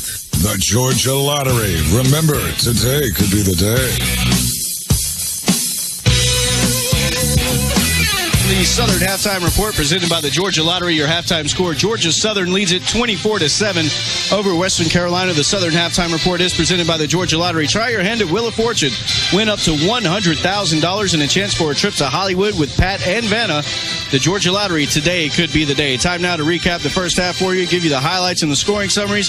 Western Carolina took the opening kickoff, started on their own 20, and went 3 and out. And then for the Eagles, it took only one play to get on the board with this touchdown. A first down and 10 from the 37. A motion and A back as Shaw takes right side. Pitch to Wilcox. Got some room. 30, 25, 20. Sideline to the 10-5. And he is in for the score. Put an Eagles 6 on it. Touchdown, Georgia Southern. Western Carolina would answer with a touchdown of their own on the ensuing possession. Georgia Southern gets the ball back on their own 45, drive down the field. Adrian Mora hits a field goal to put the Eagles up by a score of 10-7. Still in the first quarter, Western Carolina takes over on the Georgia Southern 44, forced to punt. The Eagles backed up to their own 19, but were able to drive it down the field and capped off by this touchdown run for Jabo Shaw. Middle of the field, the ball is placed. Catamounts trying to jump over the pile. Shaw will keep, and Shaw is in.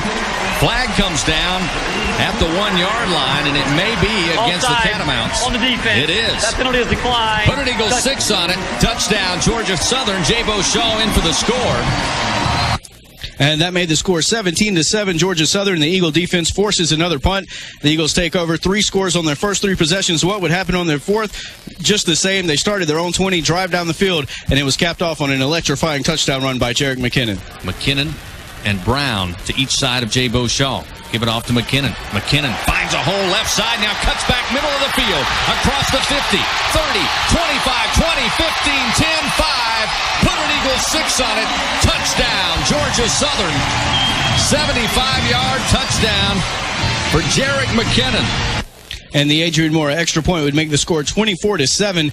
The teams would finish out the second quarter trading some punts. Georgia Southern was stopped on downs deep inside Western Carolina territory and then coughed it up one more time in the red zone.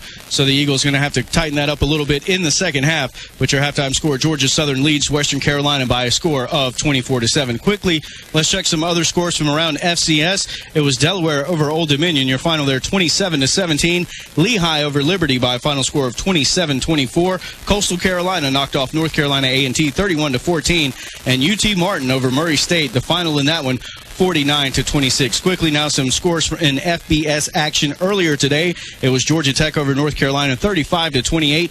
Georgia knocked off Ole Miss 27-13. Clemson gets a huge win in Death Valley over Florida State 35-30. Notre Dame hangs on to beat Pitt 15-12.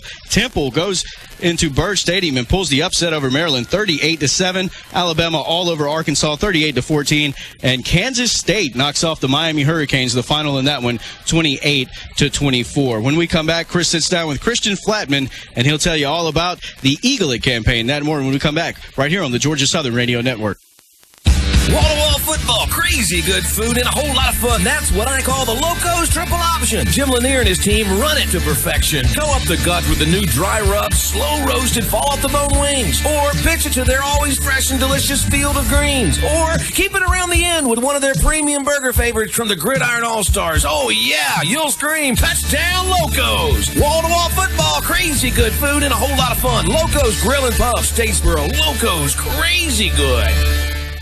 Yeah! Take that touchdown to the bank! Now you can watch live college football on your Verizon phone. Run him over. Yeah! Get over 75 live college games. That's how you do it! But don't just take my word for it. What a catch! Take his. Only Verizon offers you an experience as big as this. Find it all at VerizonWireless.com/video. Verizon, giving you college football on the go. Subscription required. Data charges apply according to your plan. Coverage not available everywhere. Careful you're not like, Mr. It Can't Happen to Me, thinking heart disease is for other people. Because heart disease can happen to anyone, even you. If it does, remember East Georgia Regional is where you'll find life-saving specialists and services available locally. And that can make all the difference in a cardiac emergency. But don't take our word for it. Read our patient stories or submit your own at eastgeorgiaregional.net. The Georgia Lottery's new Jeep Outdoor Adventure Instant game is the game that just keeps getting better. Just think, you could win the top prize of $250,000 or one of 15 Jeep Wranglers, plus $25,000 cash to customize your new Jeep. Even better, you could also win a $250 gift card for EaglesNestOutfitters.com. There's even a second chance drawing to win a Jeep Wrangler or camping gear prize packs. Play the new Jeep Outdoor Adventure Instant game from the Georgia Lottery. Today could be the day. Please play responsibly. For the Georgia Southern Radio Network, I'm Justin Baker. Be on the lookout for Georgia Southern Eagleheads to be popping up everywhere very soon. As part of the university's new Eaglehead program, Student Eagle Club members will be branding the university's logo on buildings, silos, barns, hay bales, virtually anything along the major highways coming into Statesboro. Georgia Southern Director of Marketing and Communications, Christian Flathman, explains this exciting new program. Eaglehead is a unique, awesome new way to show your true blue spirit by highlighting locations on the roadways leading into the heart of Eagle Nation. We started the program with the help of students. It was a student idea that started during the summer. They decided that we wanted to take and build on the Eaglehead logos that have been so prominent on interstates close by to Statesboro for so many years. The idea actually came from the old Sea Rock City campaign. If you've been driving out around Lookout Mountain, the classic campaign was seeing the red barns with the roofs painted Sea Rock City. To be successful, Eaglehead needs the help of Georgia Southern alumni, faculty, staff, supporters, and students. There are two ways to actually get involved. For alumni, faculty, staff, and fans, what we're looking to do is actually looking for recommendations on where to paint these. So it's very simple to do. You go online, visit georgiasouthern.edu/eagle-it, georgiasouthern.edu/eagle-it, click on the Get Started tab, and you can recommend a location for us. For students listening to the broadcast, there is a way to get involved with this. Primarily, that's by joining the Student Eagle Club. For $20, you can join and become a member of one of Georgia Southern's fastest growing clubs. But in addition to that, by joining, you actually join the club that is going to be responsible for painting these. Eaglehead is a unique, important, and free way to help support Georgia Southern University and its continued growth. By painting these logos everywhere, it does introduce Georgia Southern to people that don't know us, and for people that do know us, gets them excited about their university and gets them fired up to support the Eagles on the field or to support their university in other ways as well. There's actually no cost involved to have an eagle painted. Basically, we want you to suggest a location, and then once we evaluate that, we will actually come out and paint it free of charge. We do ask if you're interested to support the program to make a donation to the Student Eagle Club, which will go to fund things for us to continue this. The logo comes in 3 different sizes to allow for placement on a variety of structures. from the small to the very large. The plan is to place these in highly visible places throughout Georgia and potentially even further. If you have a location that is visible from a major interstate or highway, we're interested. I-16, I-95, I-75, I-20, I-85 in Georgia, even locations such as Georgia highways 301, 67, 80, or 17 closer by. But if you have others, we certainly will consider them. Eaglelet was officially launched earlier this month as University President Dr. Brooks Keel and head football coach Jeff Monken put the finishing touches on Eaglehead to welcome in visitors to the Statesboro Regional Airport. Blackman is happy to report that proposed locations are pouring in and more Eagleheads are in the works. Georgia Southern has some of the most passionate fans and supporters in the country, and we're hopeful that we'll receive a lot of interest. In fact, we're quite frankly concerned that we're going to be inundated. All we do is ask that you be patient as we review locations and paint them, but we would love to see Eagles everywhere, and we're going to do our best to paint as many as possible. For more information, just log on to georgiasouthern.edu/eagle-it. Coming up, it's the second half of Western Carolina and Georgia Southern right here on the Georgia Southern Radio Network. I'm in a state of caffeination, got all my fingers shaking. Must have been my large Americano, mochaccino, macchiato. Now the family's gone to bed, and that's my favorite time to get some tips on better rates. Cause my State Farm guy answers late, and even when it's not my agent, someone's standing by so patient. Getting coverage questions answered helps me to relax. Get to a better state, State Farm. See John Mark Butler in Dublin, Philip Gay in Soperton, and Lee Gerardo in Claxton. Harold promised his 7-year-old son CJ that he would build him a fort. That's why Georgia Power wants to be the official energy partner of keeping Harold's promise. Not only will we help Harold build that fort by supplying the reliable electricity he'll need, but we'll give him a blueprint to fortify his home and help save energy. It's called EarthSense. With EarthSense, he'll find energy savings he didn't know he had, and he can get hundreds of dollars back in rebates when he makes energy efficiency improvements to his home. To learn more about EarthSense, go to GeorgiaPower.com. Georgia Power, official energy partner of you. 14 seconds. It doesn't seem like a lot of time, but when you have the support of your teammates and your alma mater, 14 seconds can change the course of history. I am Tracy Ham, a member of Georgia Southern's first and second national championship teams. I am an alum. There's no better time to show your support for your university. Join the Alumni Association today. Visit alumni.georgiasouthern.edu. When you have a problem, nothing is better than talking to someone you know and someone who knows you. The Heritage Bank of the South team are folks you know, like John Roach and Chris Carter. And at the multiple Heritage Bank of the South locations in Statesboro, you'll see more friendly faces and receive great service. Heritage Bank of the South is a proud supporter of Georgia Southern University, with 3 area locations to serve you: 335 South Main Street, 201 South Main Street, and 726 Northside Drive.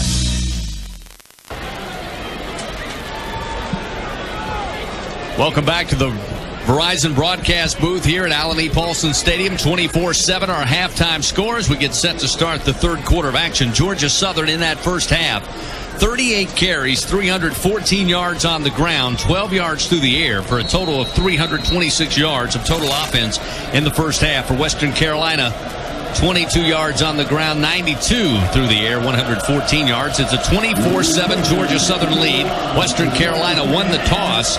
They decided to take the football first, so the Eagles will take the second half kickoff. As the ball is in the air, fielded by LaRon Scott, near side at the 7.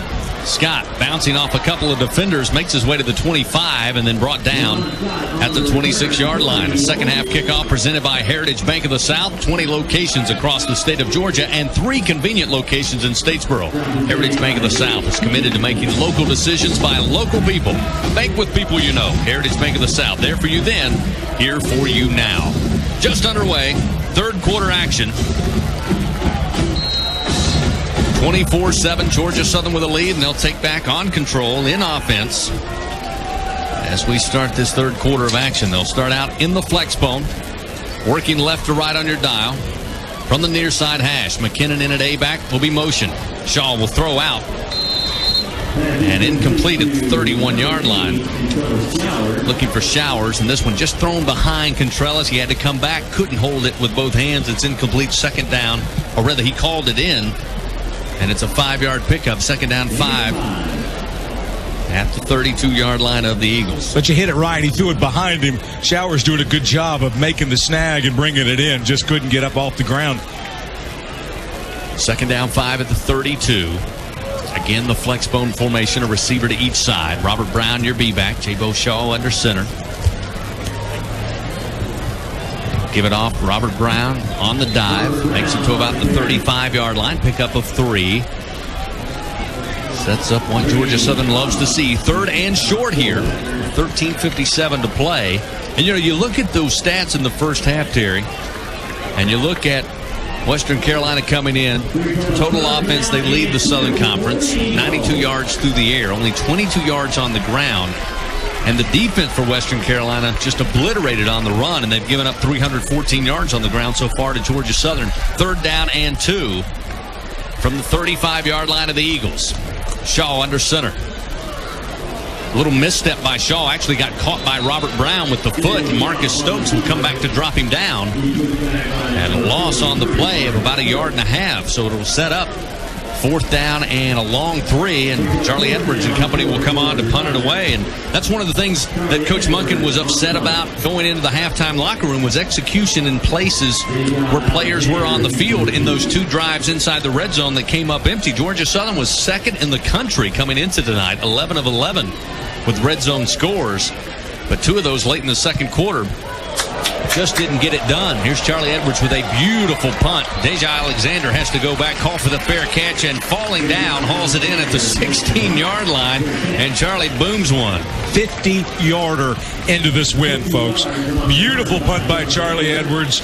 Really he tattooed it, hung it up nicely. And like I said, this was into the win. Beautiful 50-yard punt by Charlie Edwards. Nice possession, or field of possession change. A good job by Charlie to change that here as Western Carolina comes out. Brandon Peckloff tonight, 7 of 14, 92 yards through the air. But not a lot of help on the running ground, as he'll step into the shotgun. 2 receivers left, 1 to the right. Roll out to his left. Throws it, and a nice catch at the 25 by Alexander. He'll skirt up the near sideline and make it up across the 40 to the 42-yard line. And great concentration by Alexander as LaRon Scott was on coverage. It's just over his fingertips and laid right in the breadbasket of Alexander, who makes the big play. The redshirt sophomore, redshirt senior, I should say, out of Jacksonville, Florida. LaRon transfer Scott out of Central Michigan. Going for the interception. No help on the backside. 1st down, 10 at the 42. 2 receivers right, 1 to the left. Peckloff out of a gun. Play action, rolling to his right. The left-hander fires. Far side, catch is hauled in. Josh Cockrell's got it. It's enough for a 1st down for the Catamounts, and they're in Eagle territory as LaRon Scott again on coverage. They brought in A.J. McCray on that play as well. And now Michael Butler checking into the ball game. A.J. McCray coming out both times, going to LaRon Scott. You don't see that happen very often. Peckloff, 6'7", 220. Gunslinger out there in this opening drive of the 3rd quarter. They'll give it off to Sean Warren, and Warren, between right tackle, makes it inside the 40 to about the 38-yard line of the Eagles. With 12:05 to play in the 3rd quarter, 24-7, Georgia Southern with the lead. Blake Riley in on the stop on Warren.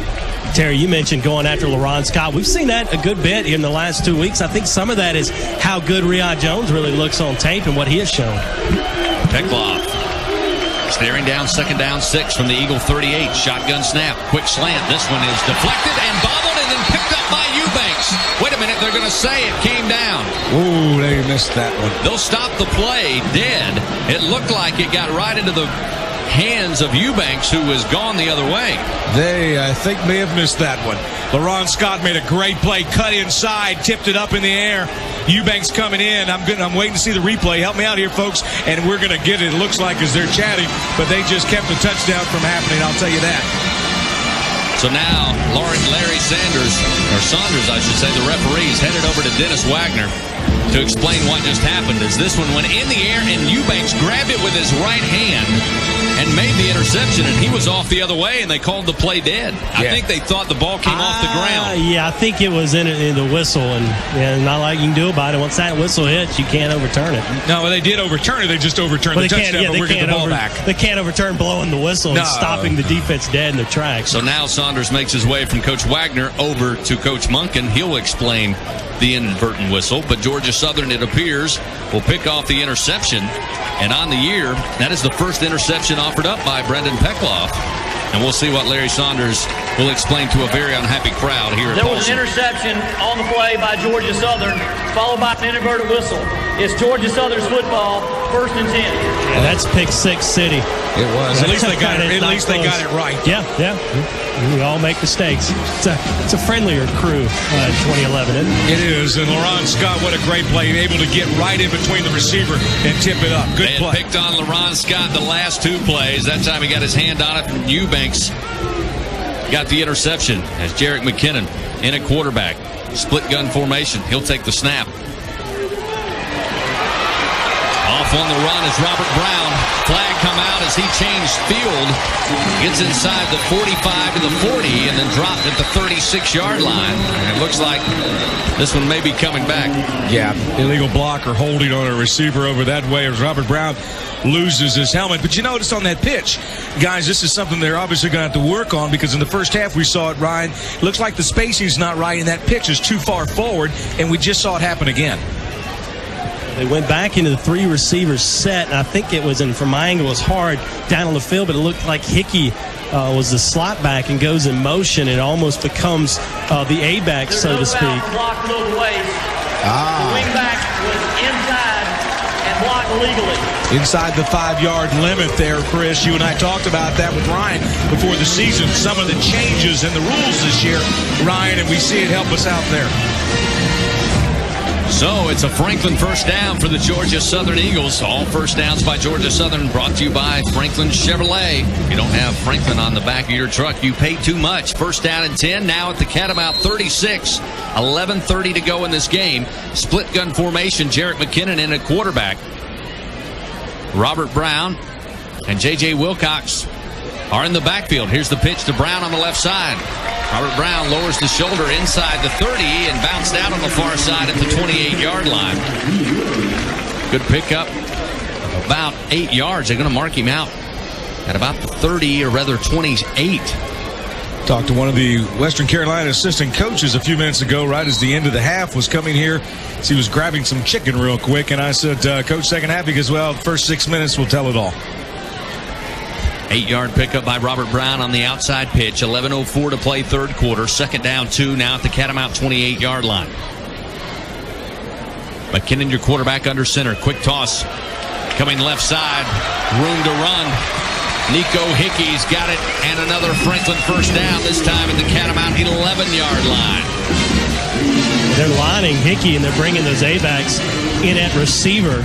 And some of the things that they've set themselves up with what they did in the first half as far as some of these different formations are now helping out here, and Western looks thoroughly confused. Hickey doing a good job out of Pacelli High School. He's came in as a wide receiver, A-back, played various positions for us. It's like Zach Walker checking into the ball game out of Johnson County High School. Split gun. Walker out wide to the left side. First down, goal to go at the 9 of the Catamounts. And now we got too much motion in the backfield. A flag comes out and a whistle. As that time Hickey was trying to motion out of a slot from the far side to the near side. Maybe Wilcox leaned forward a little too fast. Offense, number 71. That's a 5-yard penalty. Still first down. Dorian Bird. Left tackle, sophomore. And really, guys, and you got a lot of game to play here, but the way it looks right now, that's about the only way Georgia Southern's going to be stopping themselves with penalties and turnovers. Yeah. Western's being manhandled right now. And we did that in the first half because really it should have been 42 points on the board at halftime. And here they are once again inside the red zone, now looking at 1st and 14. First and goal at the 14-yard line. McKinnon out of the shotgun snap, spins, goes to his left. Fakes the pitch, and McKinnon's got room to the 10, to the 5. Put an Eagle 6 on it. Touchdown, Georgia Southern. McKinnon just whiffed that left arm got him to bite and goes in for the score. It's now 30-7 with 9:58 to play here in the third quarter. I think Russell Brown summed it up best just now. Wow, that was beautiful. That was like a point guard driving the lane, and you fake the dish. That's the point guard going right into the lane and had all kinds of options, right and left. He took it to the rack himself. Beautiful. Adrian Moore on for the point after. Trying to add one more here. As the red zone woes stop in the opening drive of the third quarter after struggling in the late second quarter. The point after is up, and it's good. 31-7 now with 9:58 to play here in the third quarter of action. We'll take a timeout, return. Georgia Southern 31, Western Carolina 7. This is Georgia Southern football. 103.7 The Boomer. Mark Lee at Kawasaki of Statesboro is ready to help you ride into fall with great savings on every Kawasaki motorcycle or Kawasaki mule in the store. Get ready for fall riding with a new Kawasaki. Check prices before you buy. See Kawasaki of Statesboro, Highway 80 east of the mall. Don Flanders at Handy House Manufacturing in Swainsboro has the answer to all your storage needs. Stop by and see their big selection of all size storage buildings. Make a purchase or use their easy to rent own program. Handy House Manufacturing, South Main Swainsboro. They'll cover what you want to keep safe. Sykes Brothers Incorporated, Mentor, Vidalia, and Statesboro are ready to give you info on extending the life of your asphalt drives, parking areas, even streets. Call 685-6328.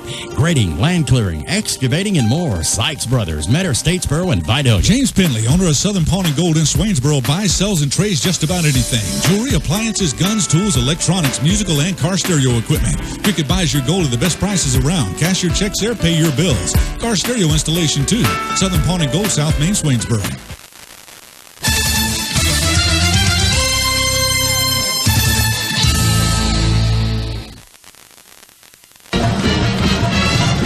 .58 to play, third quarter action here from Alan E. Paulson Stadium, and Georgia Southern extends the lead 31-7 over the Catamounts of Western Carolina. Let's pause 10 seconds. Station identification, so great stations like 103.7 The Boomer can identify themselves. This is Georgia Southern football from the Georgia Southern Radio Network. Follow the Eagles all season on 103.7 The Boomer, WBNZ, Metter, Statesboro, Swainsboro, the official flagship station of Georgia Southern Athletics. Welcome back to the Verizon broadcast booth. Chris Blair, Terry Harvin, Ryan Chambers, Russ Brown, our spotter and engineer on hand here. Georgia Southern up 31-7 in front of a great crowd on a Saturday night here in Statesboro, Georgia. As Billy Greer will tee it up at the 30-yard line, kick this one in the wind left to right. Here's the approach on its way. Hung up in the air. It'll be fielded up close at the 18-yard line by Richardson. Richardson in traffic somehow finds his way through across the 30 and dropped at the 36-yard line. That's where the Catamounts will take over. 9:52 to go here in the third quarter. And the woes for Georgia Southern late in that second quarter, Terry, inside the red zone.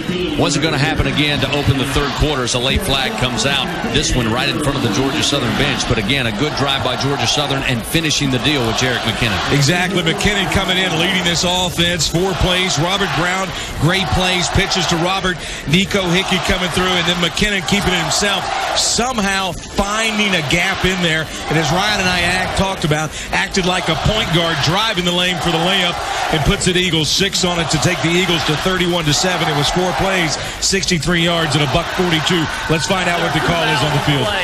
There's a live ball foul, all sides on the kicking team. That's a 5-yard penalty tacked on us the seating spot. After the play, unsportsmanlike conduct on Georgia Southern. That's a 15-yard penalty, first down, Western Carolina. The unsportsmanlike. Yeah, Ryan, the unsportsmanlike conduct came on the sideline as Coach Monken was trying to talk to the field judge about the offsides call on the kickoff, and apparently Coach Monken was out on the field too far, is what I'm gathering, because that's exactly where they threw it. Are you back, Ryan? Yep, that's it. See, I don't really know. So Coach Monken still getting the ear of the field judge there, not very happy. But Western Carolina, Chris, has great field possession here to start here as they got on the Georgia Southern, looks like 44-yard line, trying to make something happen here in the third quarter to keep them in the ballgame. 9:52 to go here in the third quarter, down 31-7. Catamounts again for the 4th time tonight with great field position to start this drive. Brendan Peckloff again, 9 of 17, 1 interception, has thrown for 134 yards. But the running game has been non-existent here to set up the pass. Peckloff again out of the shotgun, first down and 10 from the 44. Pressure comes, drops it off in the middle to Alexander. He's got some track, breaks a tackle at the 25 and gets inside the 20 and finally wrapped up inside the 15 at about the 13-yard line. Michael Butler eventually gets down Alexander, who has been the star receiver tonight for the Catamounts, now over 100 yards receiving. That's his 7th catch of the night. Again, the redshirt freshman out of Jacksonville, Florida, the transfer out of Central Michigan, just breaking tackles. Georgia Southern woes on the tackling. First down and 10 at the 13. They'll give it off Johnson, trying to spread the field left side. Not much room there as he dives towards the 10-yard line. LaRon Scott will put him down on the tackle. And Derek Hayden in on support as well. Hayden leading the team in tackles as we have an official injured at this moment. Took a shot. And our trainers go out to check on him. You know, you talk about Peckloff, the interception, as you mentioned, the first one he's thrown all season, thanks to LaRon Scott. So, and Darius Eubanks, the recipient of the tip from LaRon to get the interception. But now looking at 2nd down and 7 with the ball placed at the Eagle 10-yard line. So the Catamounts this time, thus far, taking advantage of the good field position. As again, they're taking a look at one of the officials involved in the action there. Appears to be okay. They'll start the clock, get things going here with 9:23 to go. 2nd down, 7 at the 10. Peckloff sends out 2 receivers to the right, 1 to the lone side, near side of the field. Michael Johnson in the hole at tailback, and a quick fire coming across the middle. It's incomplete, looking for Josh Cockrell down around the goal line. It's incomplete, just thrown off the mark. Sets up 3rd down and 7 at the 10 with 9:11 to play in the 3rd quarter. Looks like Westbrooks might have been on coverage there. No, I'm sorry, that was Butler on coverage. By the way, quick scoring update. In the 2nd quarter, it's the Sanford Bulldogs 13, the Wofford Terriers 10. 3rd down, 7 at the 10.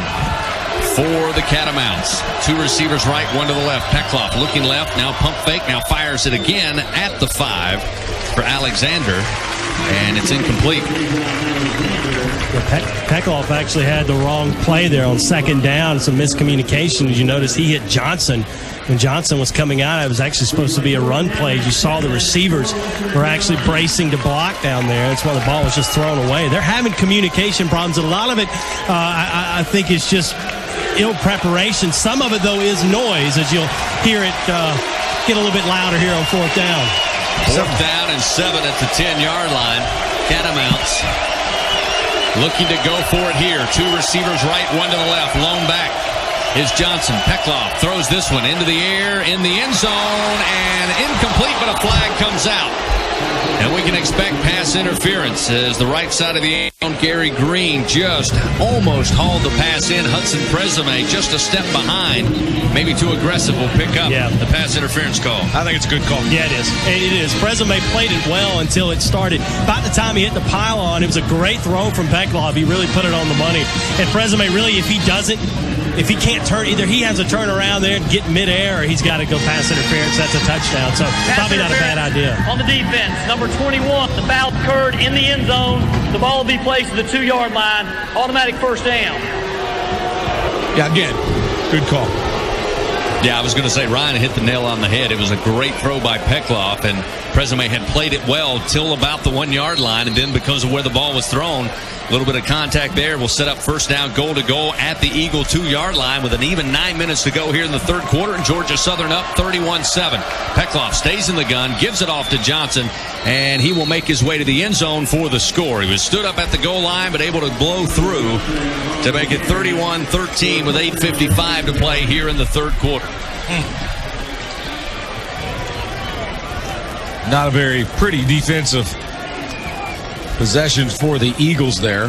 Breakdowns and tackling. And it all started again with the penalty that really set up the Catamounts in good position on the Eagles side of the field at the 44-yard line. So they punch it in to make it 31-13 as Clark Sechrist comes in for the point after. High snap, but fielded and cleanly held on the ground. The point after is good. It's now 31-14 Catamounts get back on the board for the first time since the first quarter. It's 8:55 to play here in the third. Georgia Southern up 31-14. We'll return in just a moment. This is Georgia Southern football from the Georgia Southern Radio Network. Toyota doesn't need celebrities to help sell their cars. They'd rather let their owners do it. Wondering what your next car should be? Let a Toyota owner help you decide. Now get the 2011 Toyota Camry with 0% APR financing for 60 months plus $500 customer cash. Monthly payment is $1,667 for every $1,000 financed through Southeast Toyota Finance. Excludes tax, tag, registration, title, and applicable dealer fees. Cannot be combined with other offers. Must complete retail sale and delivery between September 7th to 30th, 2011. There's no better time and no better vehicle. Hurry to your local Toyota dealer today because these deals won't last long. Hi, this is Beth Munkin. As the Georgia Southern football coach's wife, I know this. The triple option is tough to defend. I know the Knox Pest Control triple option is perfect to protect my home from disgusting pests, roaches, and mosquitoes. That's why I use Knox Pest Control. They've been serving the South since 1929. That's a fourth-generation tradition, the kind of tradition we like around the Statesboro area. Please give them a call. Knox Pest Control. Knox knocks them out.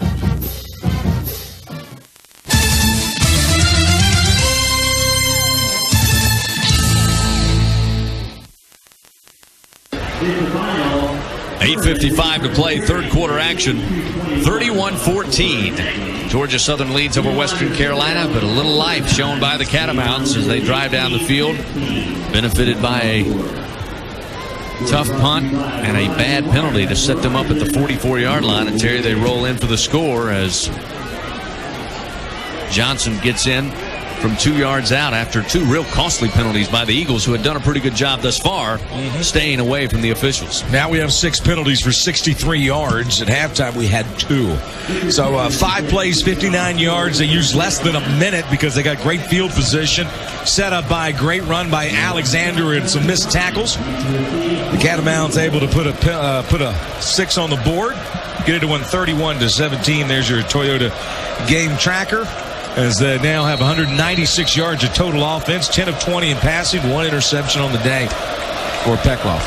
Clark Seacrest with the approach. Here's the kick. High but short. Fielded by LaRon Scott at about the 16-yard line. He'll come up the middle of the field, make his way across the 30, and stopped at the 31-yard line. Defensively, Derek Hayden came off, appeared to be injured in some way, made his way on to the near sideline.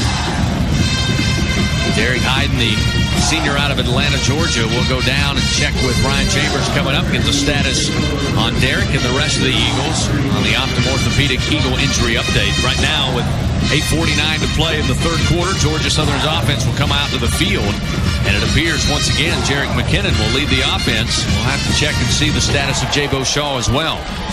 1st and 10 at the 31-yard line. Left hash mark, attacking left to right. Up 31-14 over Western Carolina. McKinnon in the flex bone. They'll motion Darion Robinson left to right. Here's the quick pitch. Robert Brown left side, 40. Breaks a couple of tackles, makes his way to the 45 and out of bounds at the 46-yard line. A Franklin first down for the Georgia Southern Eagles. Fans, each Georgia Southern first down presented by Franklin Chevrolet. If you want to move it, haul it, tow it, or just want the best deal on a great-looking truck, go to Franklin Chevrolet or franklinchevrolet.com. If the Franklin name's not on the back of your truck, you paid too much. 1st and 10 now at the Eagle 46-yard line. 8:37 rolling here in the third quarter. And McKinnon, sophomore quarterback out of Marietta, product of Sprayberry High School. Playing A-back, now playing quarterback.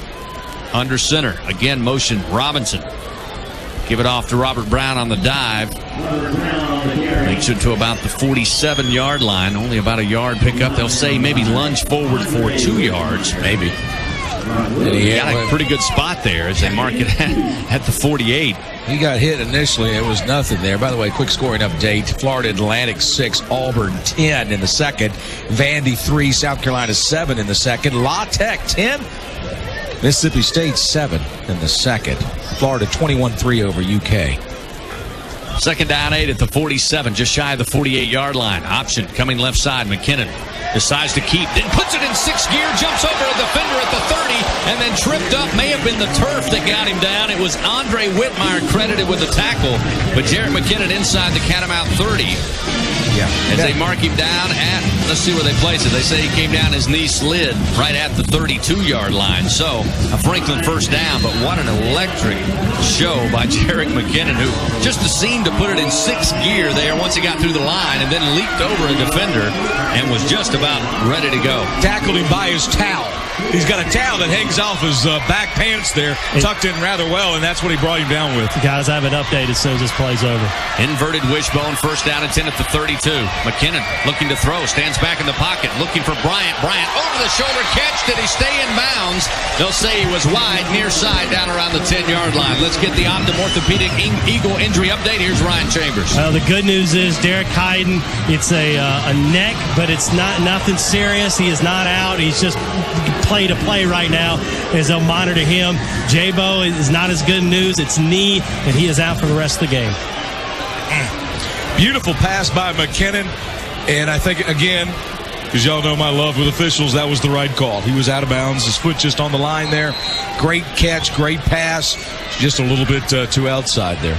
Sets up second down 10 at the 32-yard line of the Catamounts. Georgia Southern up 31-14, 7:12 to play, third quarter. Again, inverted wishbone. This time two receivers left, one to the right side. McKinnon now will motion. Bryant out of the slot. Give it off to Robert Brown. He'll spin at the line, break a tackle at the 28, and make his way down to the 20-yard line of the Catamounts. It's enough for a Franklin first down for the Georgia Southern Eagles. And Robert Brown showing those shifty moves to pick up the first down for the Eagles. Looked like Catamounts were going to get him on the left side of that line, and he just spun away and put on the Jets for the first down. And he's spinning with high knees. That's what, it's just beautiful to watch him do that. Takes it around the left side after he spins off the line of scrimmage, and just those knees start working, and he starts dragging 270-pounders on his back. First down 10 at the Catamount 20. 6:48 to play, third quarter, 31-14, Georgia Southern up. They'll motion Hickey right to left. McKinnon again looking to throw, steps back, fires, has a man open, waiting for it. Put an Eagle 6 on it. Touchdown, Georgia Southern. Contrell Showers, the redshirt freshman out of Dublin, Georgia, wide open. And the Catamounts had no answer for that one. 37-14 with 6:39 to play in the third quarter. Wow. So you know McKinnon can run. Did you know he could throw that well? Beautiful touch on that, Ryan. Beautiful. Put it right where he needed it. He didn't go too far. He was wide open. Nice poise. Beautiful pass. Showers looking it in. Adrian Mora. Charlie Edwards to hold. Carter Jones to snap. Snap, set, kick. On its way. Kick is good. 38-14. Georgia Southern with the lead. 6:39 to play, third quarter. Jerick McKinnon in relief at quarterback gets it done for the Eagles as they extend their lead. We'll return to Allen E. Paulson Stadium in just a moment. This is Georgia Southern football. 103.7 The Boomer. Michael Bright invites you into his new store with a new name, Swainsboro Antiques and Unique Collectibles. Now open right downtown Swainsboro on the square. See a beautiful line of antique items plus genuine articles actually owned by Elvis Presley. Swainsboro Antiques and Unique Collectibles. New name, new location, downtown Swainsboro. Sandy Jones and Bethany Woods at Creative Cuts of Brooklyn invite you in to get that special cutter style for those special fall events and get-togethers ahead. Foil colors and perms and great haircuts for every member of the family. Call 842-2960 or walk-ins welcome. Creative Cuts of Brooklyn, Highway 80 East. Hey, if you're headed for the Georgia Southern home game, call ahead 685-4110 for Beverage Char House Grill. And they'll have everything packed up and ready to eat for those tailgate parties. Or stop in Beverage on your way to or from the big game for their delicious buffet or something special from the menu. Remember Beverage Friday Seafood Buffet, all you care to eat, just $14.95. And they're open early for breakfast too, 6 a.m. Beverage Char House Grill at the I-16 exit Metter. Go Blue, go Eagles.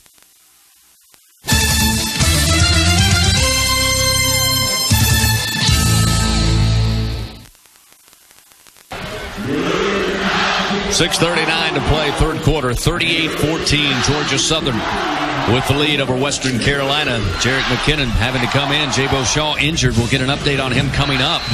But Terry, good job by Jarrett McKinnon managing this offense. And that's what we need him to do. With Shaw out of the game, you got to know that you got somebody in there that can run the offense, run and pass. He certainly did that. Nice mix of plays.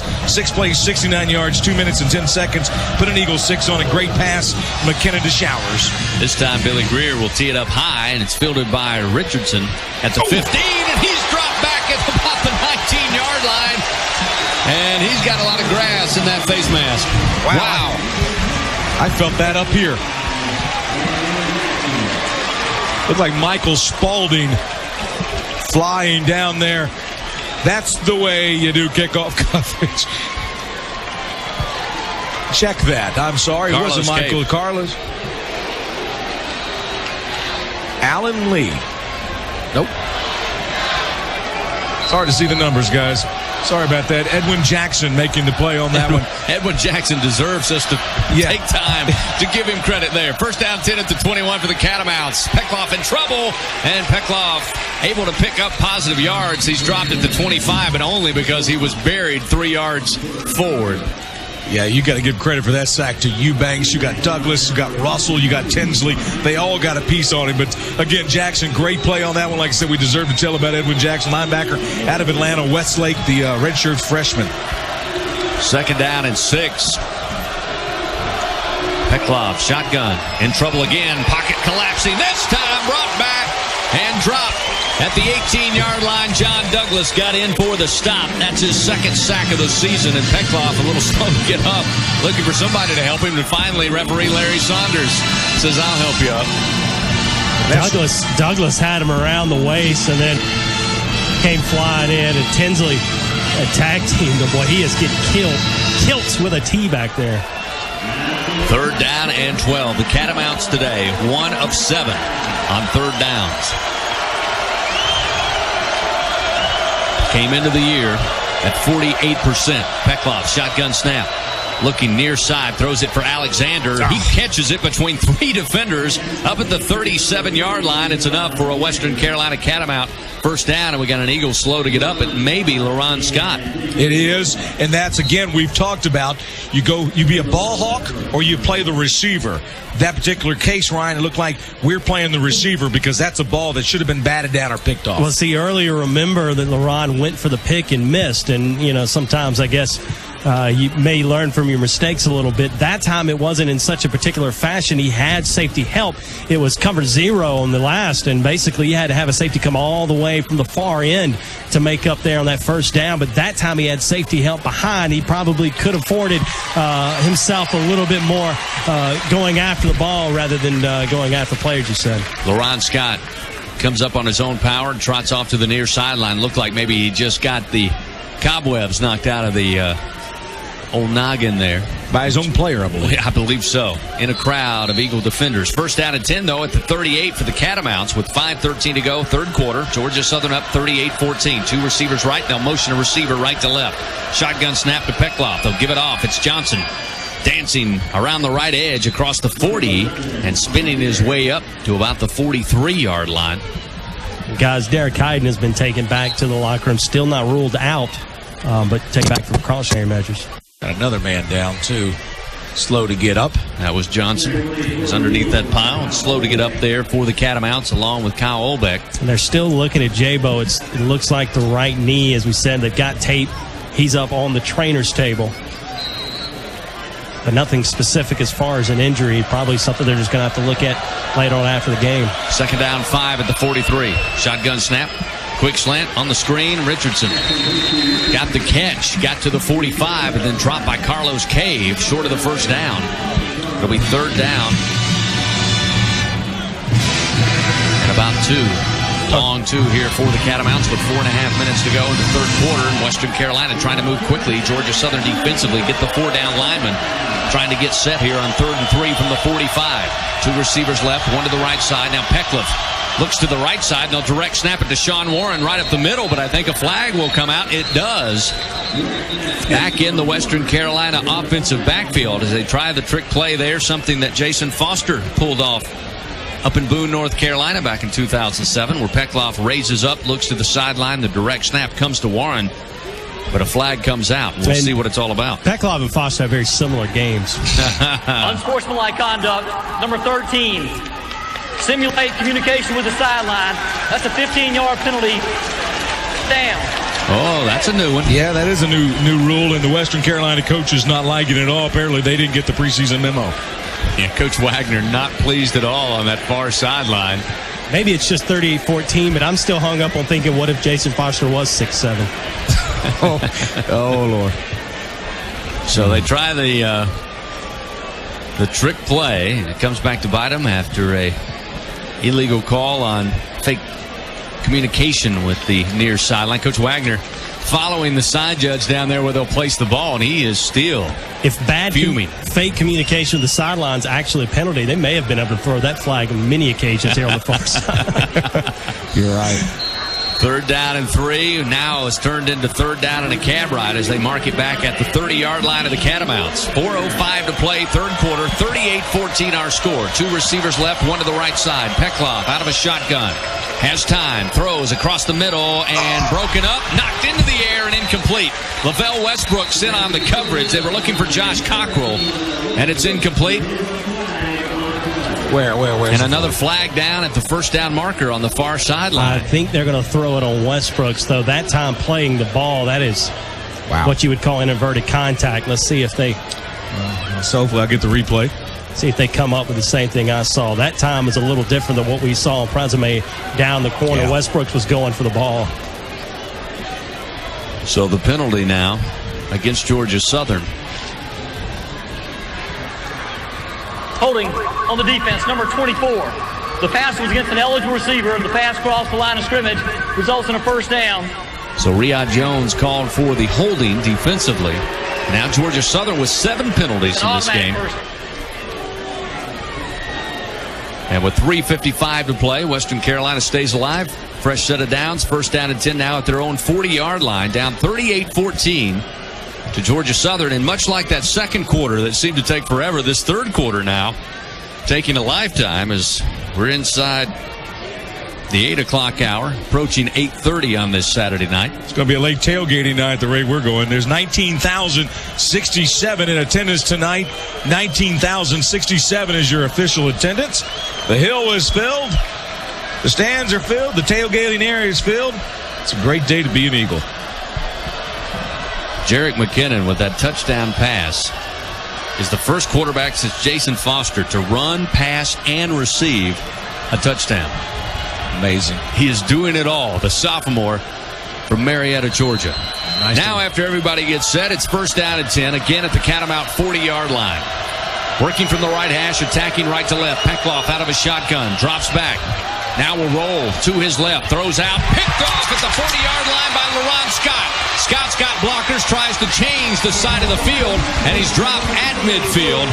With the 2nd interception of the night from Brandon Peklov, who came into this game without an interception on the year. And LaRon Scott just saw the eyes. That time, I think Peklov just showed him where he was going to throw it. Rolling out to his left, just aimed downfield.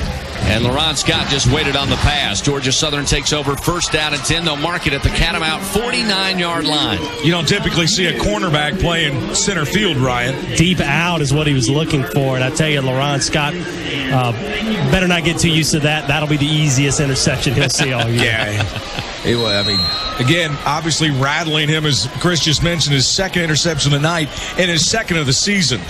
Jerick McKinnon in at quarterback. Jay Beauchamp injured in the 3rd quarter. So it's 1st down and 10 at the Catamount 49-yard line. Flexbone formation, Hickey in motion. Give the right off to Robert Brown, and Dominique Swope into the game. Dominique Swope on the fullback dive will get just shy of the 45. They'll mark it between the 46 and 47-yard line. Again, these fullbacks, they look like they get nothing. Like they're nailed at the line of scrimmage. They still somehow pick up 2 and 3 yards. 2nd down and 7 for the Eagles. 3:18 to play. Playing on the Catamount side of the field.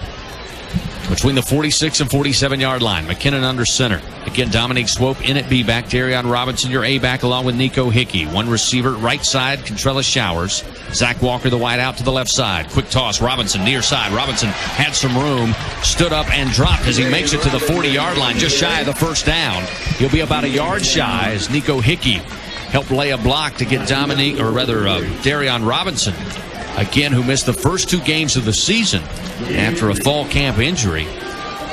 And coming into this year, we talked about Georgia Southern's depth at the A-back, and even without Darion Robinson taking nothing away from that young man, Georgia Southern's still deep. You get a guy back like Robinson here in week 3 of the season. The difference is we're deep with speed.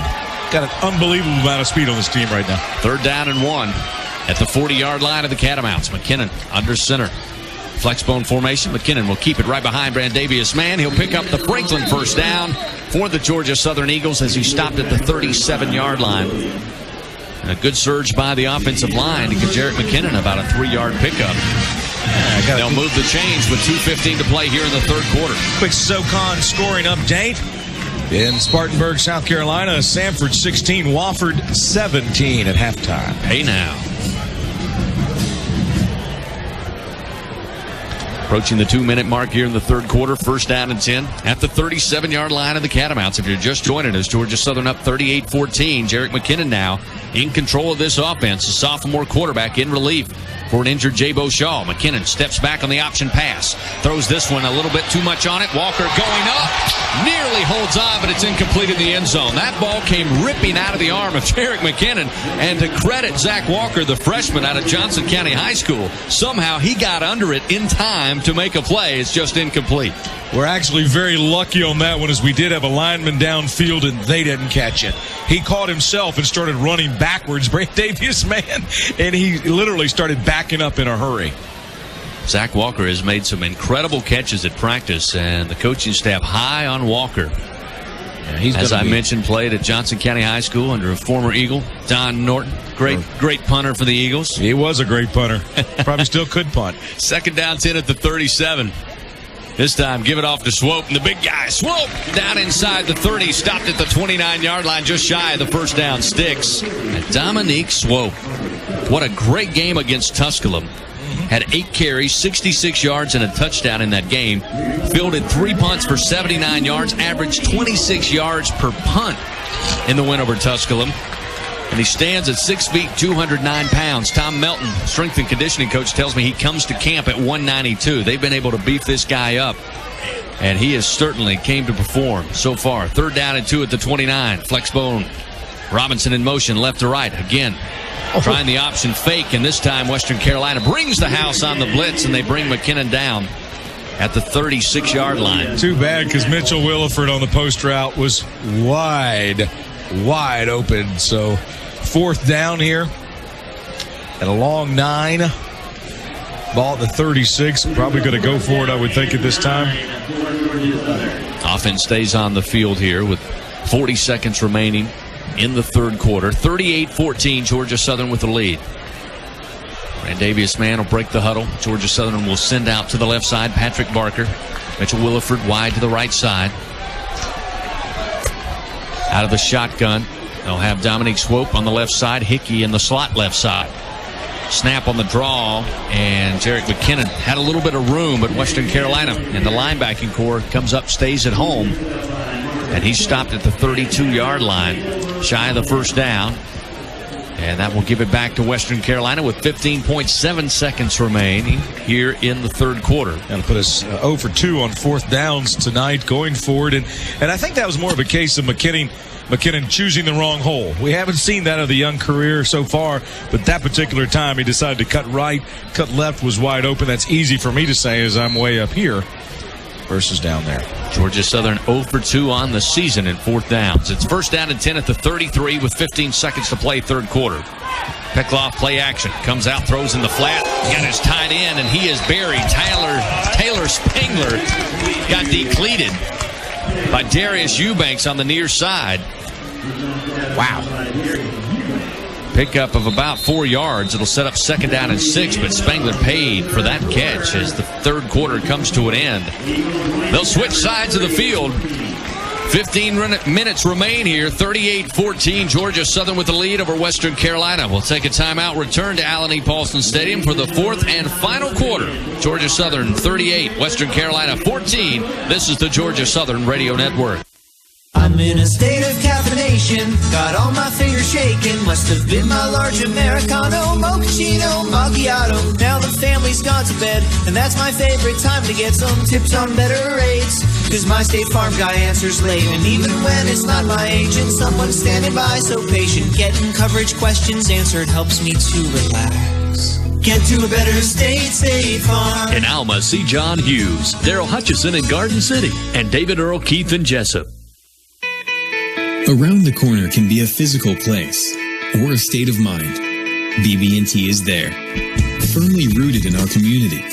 For more than 135 years, we've been sharing financial knowledge with our clients, our neighbors, our friends, and that's how you can bank today.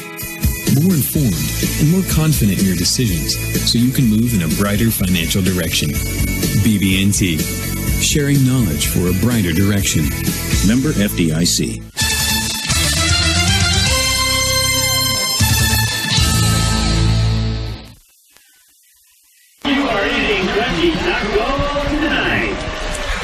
Georgia Southern True Blue, defined as diehard, enthusiastic, lifetime supporters of Georgia Southern University. Are you True Blue? Join the Alumni Association today. Visit alumni.georgiasouthern.edu or call 912-GSU-ALUM. Welcome back to Alan E. Paulson Stadium. Verizon broadcast booth. Chris Blair, Terry Harvin, Ryan Chambers, Russ Brown with you here on a Saturday night. Happy to have you with us. Start of the fourth quarter. Georgia Southern up 38-14 as the Catamounts look at second down 6 at the 37. And Peckloff out of the shotgun goes absolutely nowhere. John Douglas led the charge, and he'll bring him down for his second sack of the night. Third sack of the season for Douglas, the senior out of Augusta, Georgia. You know, back when you were young and you had your first car and you were too cheap to fill it up with gas and you felt it just kind of giving out. It was still going, but it was kind of, it's what it kind of feels like down here on the western sideline. It's just kind of giving out of gas at this point. And Peckloff gets off a little bit slow, and I would too if Brent Russell was the one that fell on top of me. Third down and 9 at the 34. Two receivers left. They'll spread two receivers to the right. Eagles calling blitz. Peckloff off to his left. Throws in the flat. Incomplete. Hit the hands of Richardson at the 39.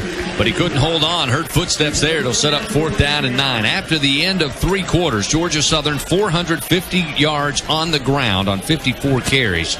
487 yards of total offense for Western Carolina. 190 yards through the air.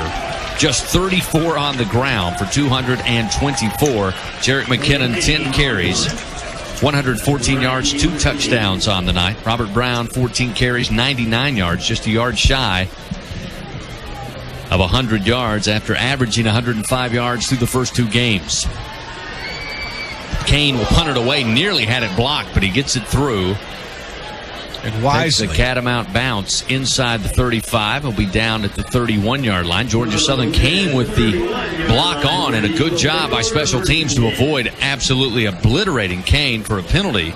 They got close, came up short. Georgia Southern will take over first down and 10 with the ball placed at the 31-yard line of their own. 14:03 to play here in the fourth quarter of action. Georgia Southern on the road next week, taking on the Phoenix of Elon in Southern Conference play. As Elon able to get the win over Citadel earlier today in overtime. Final score 18-15. Used a drive, a 7-play drive, 55 yards with a 36-yard field goal to win the ball game over the Citadel. First down and 10 at the 31. Jarrett McKinnon leading the offense. Gives it off. Robert Brown in at B-back. Gets up to about the 35. A gain of 4. Second down, 6. Rather, Dominique Swope on the carry with 13:50 to go here in the fourth quarter. Georgia Southern will take on the Phoenix of Elon at Rhodes Stadium next Saturday, 1:30. Early start for the first time this year. Heck of a drive, too. Long drive up there. Second and 6 at the 35. We'll keep you up to date with the Southern Conference scoreboard. It's been interesting today, to say the very least. Second down, 6 at the 35. McKinnon taking out right side. Pitch comes late. It's going to be J.J. Wilcox, far sideline. He runs out of room, but not before he picks up the Franklin first down and inside Catamount territory at the 49-yard line. Zach Walker and Trellis Showers now will check in as Williford and Barker check out. And with 13:20 to play, J.J. Wilcox getting back into the mix and had the first touchdown to get things started. Very close to a 100-yard day for Wilcox, junior out of Cairo, Georgia. What a year Chris makes for McKinnon, because That was beautiful. Reed timed it out just right, sucked him in, released it at the right time. First down and 10 at the 49 of the Catamounts. McKinnon in that flex bone. Motions Bryant right to left. McKinnon comes out firing. Catch made by Walker. He'll shake away a tackle at the 40. 45-30, or rather 35-30. And brought down at the Catamount 29-yard line. Nifty moves by Zach Walker, freshman receiver out of Wrightsville, Georgia. Franklin first down for the Georgia Southern Eagles with 12:51 to play here in the fourth quarter. Great yards after the catch. Nice, looked it in. Spin move. First down and 10 at the 31 of the Catamounts. Walker again out wide to the right. Showers, the wide receiver, to the left side. McKinnon looking to the near sideline as they scrimmage from the right hash, near side hash, or rather far side hash. Dominique Swope, your B-back. J.J. Wilcox, A-back, along with Bryant. Play clock getting down closely, and eventually Georgia Southern calls the timeout with 1 second on the play clock. 12:24 to play, 38-14, Georgia Southern with a lead. They look at a first down and 10 at the Catamount 31-yard line. When we return to Allen E. Paulson Stadium in just a moment, this is Georgia Southern football. At Sea Island Bank, we're passionate about Mettering-Candler County. Whether it's our local schools and athletic programs, chamber events, or the Bloomin' Festival, you'll find our team members lending a helping hand. And if you need a financial partner, Billy Patterson and his staff are ready with local decisions, sound advice, and friendly service. Come see us today or visit us online at SeaIslandBank.com. We're passionate about our customers and the community we serve. Sea Island Bank, a division of Synovus Bank, member FDIC, equal housing lender. At B&M Pool Spa and Patio in Metter, your pool is your paradise. So treat it right by installing or upgrading to the Totally Hayward system. With the Totally Hayward system, you get the best components designed to work together for optimal performance all season long. Hayward pumps, filters, heaters, cleaners, lighting, and controls keep your pool at its best. See your Hayward Select dealer because it's totally easy to be totally Hayward. B&M Pool Spa and Patio, North Leroy Street in Metter. 1037 The Boomer.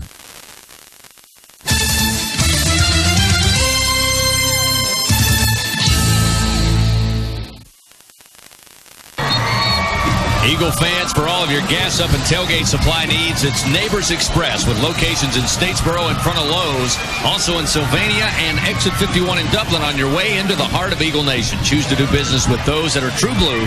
Choose Neighbors Express convenience stores. 12:24 to go, fourth quarter. First down and 10. The ball placed at the 30-yard line of the Catamount. Georgia Southern up 38-14. Over Western Carolina. Jay Beauchamp injured back early in the third quarter. Jerick McKinnon has come in, the sophomore quarterback. So far, so good. He'll take option. Here's the late pitch. Swope, left side, inside the 20, gets to the 15, stood up there, but down around the 13-yard line. It's a Franklin first down for the Georgia Southern Eagles. And, Terry, you mentioned it. What a difference a year makes for a young man like Jerick McKinnon, looking confident out there. We saw him thrown into the fire early last year at that quarterback position. He did end up playing A-back in that Delaware game in the semifinals, but when he was in at quarterback, just looked like he wasn't that comfortable. Looks very comfortable in the games we've seen him thus far under center. Oh, yeah, sucked in Martinez. Martinez didn't know which way to go, the cornerback, and a late pitch to Swope. It was just beautiful. Great play. Execution. First down at 10, they mark it at the 14-yard line of the Catamounts. A motion Wilcox. Give it off to Swope on the dive. Inside the 10.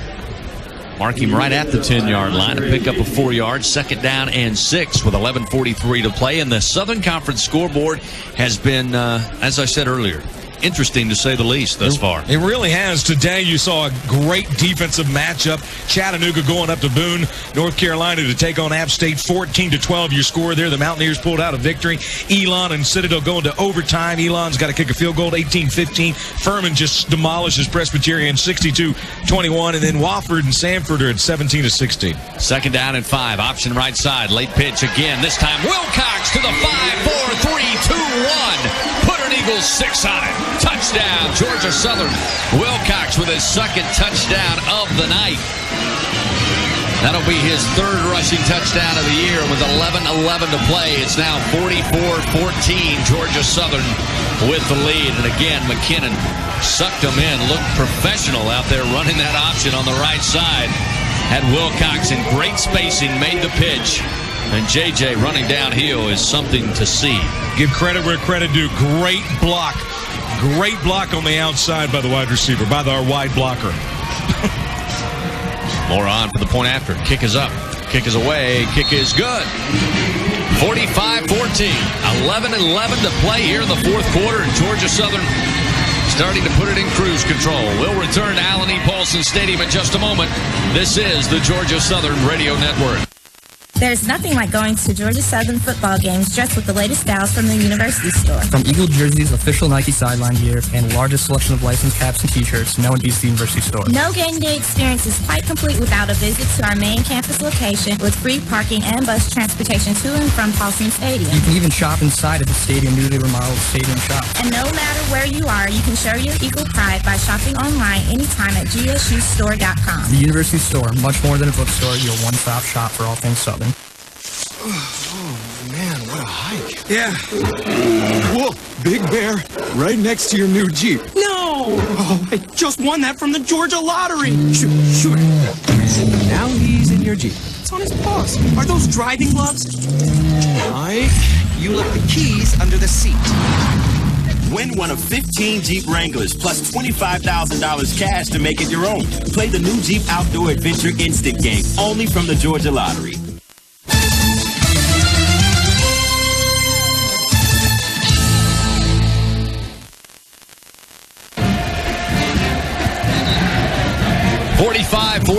Georgia Southern with the lead now. 11-11 to play here in the fourth quarter of action.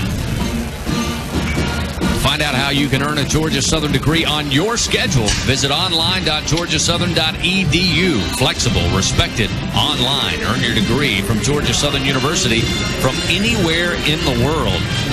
Recently named one of the top colleges according to U.S. News and World Reports, and sporting 20,000 students now here at Georgia Southern University. And I greatly appreciate it. It makes my degree look better and better every day. And I'm not sure I could get in based on today's SAT score. 6 plays, 69 yards, 2 minutes and 52 seconds. Great Zach Walker yards after the catch. Swope and a late pitch to Wilcox. Put an Eagle 6 on at 45-14. There's your scoring drive summary. Coming up, we'll check in on the Eagle injury update brought to you by Optum Orthopedic. Ryan Chambers will update us on a few things that have happened here tonight. Richardson fields it at the 1 near side, decides to head on up, make it across the 20, and drop just shy of the 25 at the 24-yard line. 11:05 to play in this game.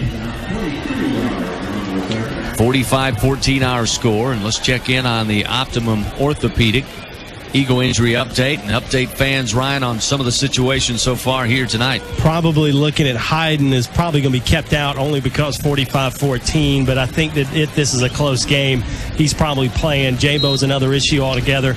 I would imagine, though, I haven't been told this, it is a right knee again, but probably just going to have to look at this thing after the game, take a better look at it, x-rays, and see what we've got.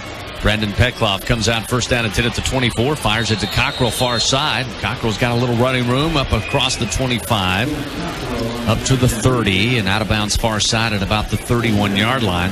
You hate to speculate, but, with knees, it could be anything. It could go, there's a wide range for that injury, but it's always tricky with that knee. You never know what you got in there, and then I guess they'll take a better look at that later on tonight. One interesting stat when you look at the Toyota game tracker tonight. First is second down and 3 from the 31-yard line as they hand it off to Johnson. He spun around and makes his way to the 35 and appears to have enough for the Western Carolina first down. We'll wait and see.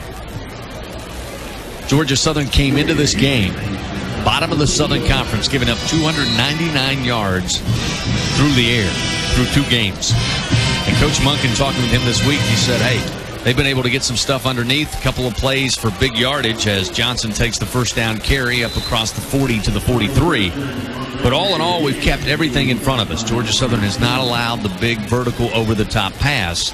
And tonight, Peckloff, 14 of 26, nearing 200 yards passing. 2 interceptions. But again, 45-14 is your score. Coach Monken said, hey, we're number 1 in the conference in rushing defense. I'll take that every day. Here's the run on second down and 3 by Johnson, trying to spread it out right side. Gets across the 45 to about the 46-yard line. It appears to be enough for a first down. Amari Jones checking into the ball game. The defensive end, 6'2", 220, redshirt freshman out of Jonesboro, Georgia, Monday's Mill. back on the last 2 tackles.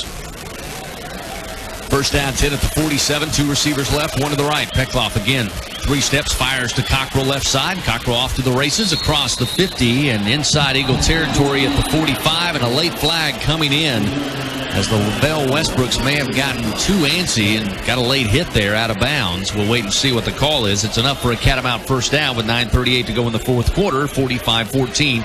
Georgia Southern with the lead. They're going to talk about it a little bit, but Lavelle Westbrooks hit him on the field, was on his back, riding him out. I'm not sure. I know it's going to go against him. I get it, but I'm not sure there was much you could do about it. You can't do anything about that. That's playing football. And when you're on top of the guy riding him, I mean, you can't just jump off in midair. That would be the 8th penalty. After the play, personal foul, late hit, out of bounds on the defense. Again, that's the 8th penalty on the night. That's going to take us to about 88 yards in penalty yards. Comparison to Western Carolina, 9 penalties for 69 yards. So neither team playing very clean when it comes to this. First down, 10 at the 27 after the infraction. Peckloff, play action. Blitz coming. Peckloff just throws this one away. Left side in the flats looking for Sean Warren. And threw that one at the ankles of Warren. Josh Rowe got a hit on Peckloff, and it'll be second down and 10. That thing was a hot potato, wasn't it? I got to get this thing out of my hands. Good to see so many of my fellow Eagles in attendance today at the ball game. I'll tell you about that in a minute. Snap to Peckloff. Handed off Warren. Going right side. Has room to the 20, 15, 10, and drug out of bounds at about the 9-yard line. Riyad Jones able to get him down, but not before another first down for Western Carolina. With 9:16 to play, the Catamounts still bringing the fight here offensively, trying to make this a little more respectable, down 45-14. A lot of our starters are still in the ball game. McCrae's the only one. Really is the backup that's in there at this point that I could see. Roderick Tinsley in as a defensive tackle as well. 4-man front for the Eagles on first down and 10 from the 12. Peckloff fakes the handoff, throws this one incomplete to Josh Cockrell, and almost an interception. Georgia Southern in the vicinity, but couldn't come up with a catch. Was Deion Stanley, I believe. And Deion Stanley actually coming in on the blitz there. McCrae back there. Deion Stanley walking up and tried to get his hands up and block it a little bit. 9:05 to play. You know, it's interesting to compare these stats of them playing, and I'll finish that here in a minute. Peckloff again throws to the flat. Cockrell again has got it. Flag comes out as he makes his way to the end zone. But I believe this one will come back. Maybe a hold out there in the defensive secondary. And Western Carolina not celebrating as of yet. I think that's going to be an offense and come back. But it'd be interesting, and I've got it in the notes, though I don't have it down on the sidelines. It's up in the press box. Be interesting with them playing Georgia Tech in the opener, so close to this Week 3 matchup or Week 4 with Pass the bye. interference on the offense, number 3. That's a 5-yard. So Alexander pushing off. But obviously it's 2 different ball Pass games. interference on the offense, number 3. 15-yard penalty from the previous spot. Second down. But interesting, I think, to compare the stats and the box scores and see where these two teams match up, how they've both handled Western Carolina, maybe to see how far Western Carolina's come. They've played really, and if you watch that Tech game, some of the highlights and go back and look, they've really played this Georgia Southern team almost exactly the same, and we heard a lot about that in the off week, that Western Carolina was spending maybe a little bit more time on the recruiting trail, and maybe we're just going to keep the same playbook that they had for Week 1, though in a loss. Second down, 25, now back at the 27-yard line as Peckloff out of the gun. Throws this one far side and up for grabs, nearly intercepted at the 5-yard line. As Deion Stanley got his hands on it, couldn't hold on. As again, they were looking for Deja Alexander down the left side. And it's an interesting point that Ryan brings up, because a lot of the coaches, Coach Brent Davis, some of the offensive coaches, Coach Ware told me earlier this week that when you took a look at that, or take a look at that Georgia Tech game, there were some good plays that Western Carolina was able to do defensively. They gave up the big plays, and tonight they gave up a couple of big plays as well. But schematically, they were set up against this option attack. Third down, 25. Peckloff will try the near sideline. Jump ball and a lot of pushing and shoving. It's incomplete to Jacoby Mitchell. Down around the 2-yard line. Riyad Jones on coverage.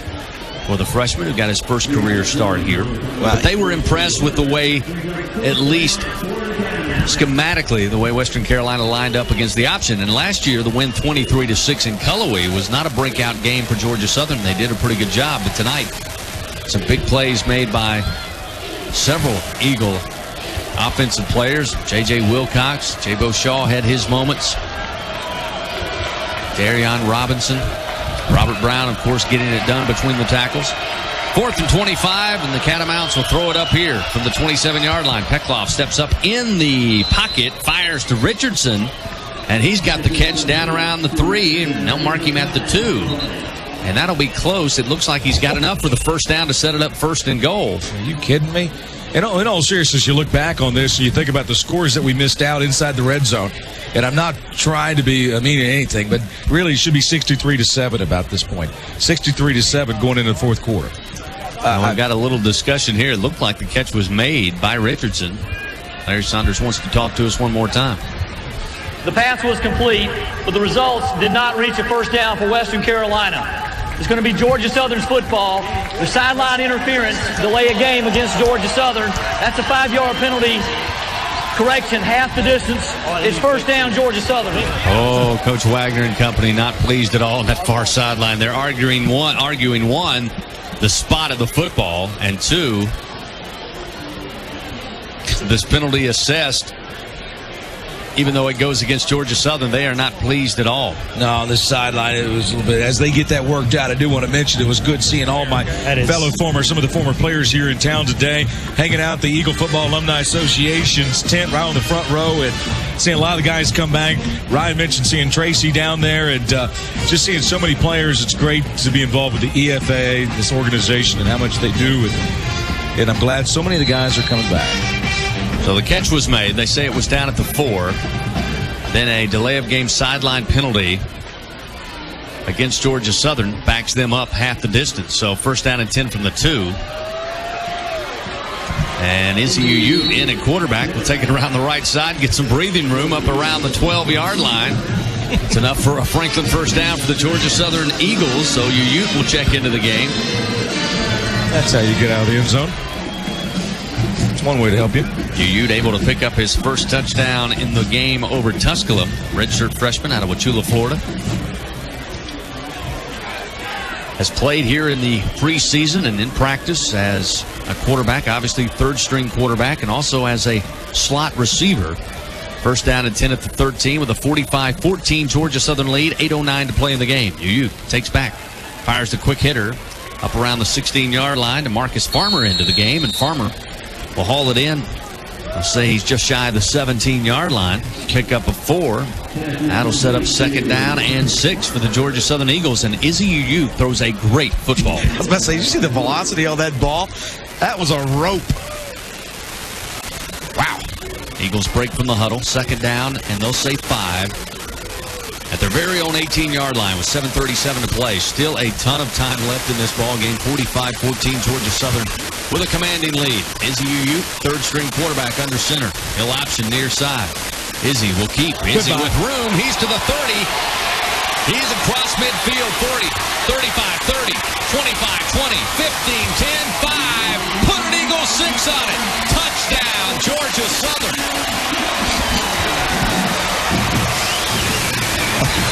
Unbelievable. So Izzy Ute now with 2 career touchdowns for Georgia Southern. And that one will make the highlight reel. Y'all, that was a touchdown from the 20-yard line. From our own 20, okay? Literally, our own 20-yard line. I just saw the replay. That was a touchdown. When you see this on the inside Georgia Southern football, head coach Jeff Monken, you're going to like this.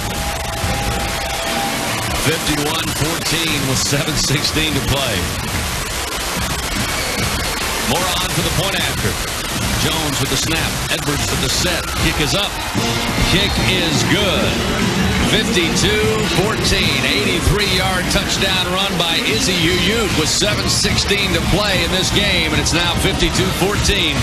Georgia Southern in the driver's seat. We'll return in just a moment. This is the Georgia Southern Radio Network. New location, same great price. Colonial House of Flowers Generation 2 is now in Main Street Village on Fair Road next to the hospital. Still owned and operated by the Phillips family since 1968.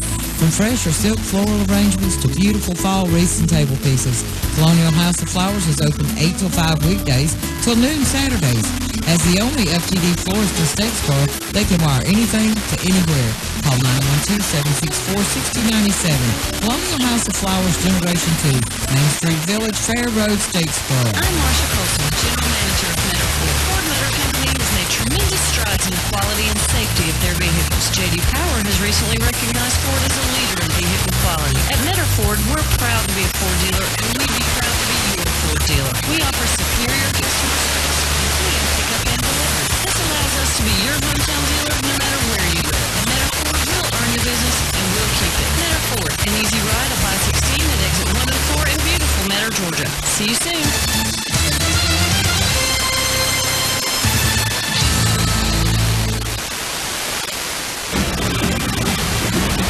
Well, if you're Coach Jeff Monken and you have to go to your third-string quarterback, you have to dial it up. How about an 83-yard touchdown run by Isaiah Uu? Izzy Uu, 83 yards to the score, makes it 52-14 with 7:16 to play.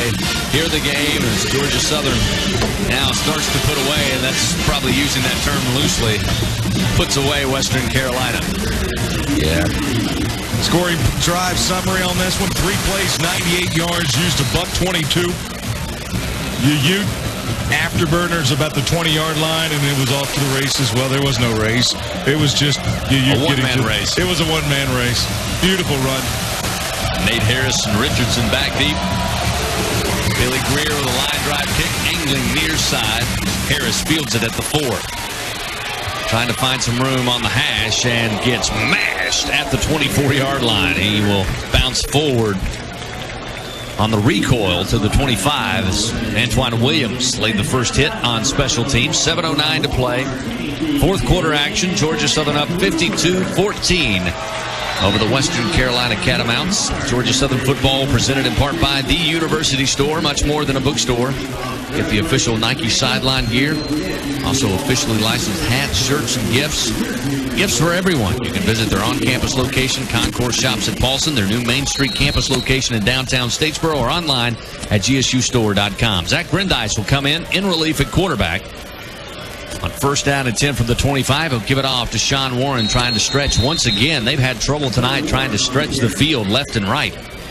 Warren able to pick up maybe 2 yards. It'll be second down and 8 at the 27-yard line. John Stevenson on the tackle, getting in some backups, which is good. The outside linebacker out of Stone Mountain, Georgia, Stevenson High School on the tackle.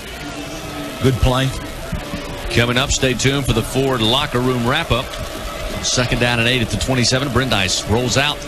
Pass is caught by Gary Green at the 31. He's hit immediately near side and out of bounds as Hudson Presume laid the hit. It'll be second down and 3 for the Catamounts, or third down and 3. Ford locker room wrap-up coming up. Russ Brown run you through tonight's highlights. Check the scoreboard across the country and in the Southern Conference. And then later on, Ryan Chambers and assistant coach Vic Cabral will be on here. Got a question for Coach Vic Cabral? You can do that, and we'll tell you how to do it momentarily. Here's the 3rd and 3 at the 31. Swing pass. Johnson, he's got room. He's got the first down across the 35. Spilled out of bounds far side at the 40-yard line. First down and 10, Western Carolina. Go to GA Southern Radio. That's at GA Southern Radio on the Twitter feed. Get your question in for Coach Cabral and Ryan Chambers in the Ford Locker Room Wrap-Up. Or you can go to Facebook.com, Georgia Southern Radio Network, the Georgia Southern Radio Network. Get your questions in. Hear it from Coach Vic Cabral. Here's the first down and 10. Another screen pass at the 41. As Nate Harris hauls it in, gets up just shy of midfield at about the 48-yard line. Pickup of 7. It'll be second down and a short 3 here for the Catamounts as Zach Brandeis, redshirt senior out of Fort Myers, Florida, started his career at South Carolina. 6'1", 200-pound quarterback. 2 receivers left, 1 to the right. Second down and a little more than a yard. Brandeis will keep around the right end and get to Eagle territory to the 47. Pick up the first down. Rashad Williams on the stop for Georgia Southern, along with Zach York. Zach out of Hardin County High School, the junior. Get a first down out of the deal, though. First and 10 at the 47. Again, 2 receivers set left, 1 to the right. Give it off. It's going to be Johnson. Right up the gut. So about the 43. Zach York again, backup middle linebacker on the stop. Georgia Southern's defense now with wholesale changes. Getting some reps here as we approach the 5-minute mark. 52-14, Georgia Southern will move to 3-0 on the season. Trip receivers left side. Brandeis out of the gun. Give it off. Warren now gets to the 40 and gets hit right in the hip and dropped down quickly. After picking up 2 yards, Hudson Presame put the helmet on the hip. That'll set up 3rd and about 3. Again, wholesale changes coming in defensively for Georgia Southern. Against that defensive front. Justice Ajike will check in. Pernell Reddick will check in as a cornerback. Michael Butler in there as well. 3rd down and 3 from the 40. Brandeis. Stutter steps, fires screen to Johnson. Flag comes out all over the field as Johnson gets inside the 40, just inside the 40, well shy of the first down. About a half-yard gain. Antoine Williams on the stop. It'll set up a 4th down here, but we'll see what the flag is all about. Personal foul called against Georgia Southern. Unfortunately, we get to give you a quick scoring update, by the way, up in Spartanburg, South Carolina. Wofford taking the lead 24-16 over Samford.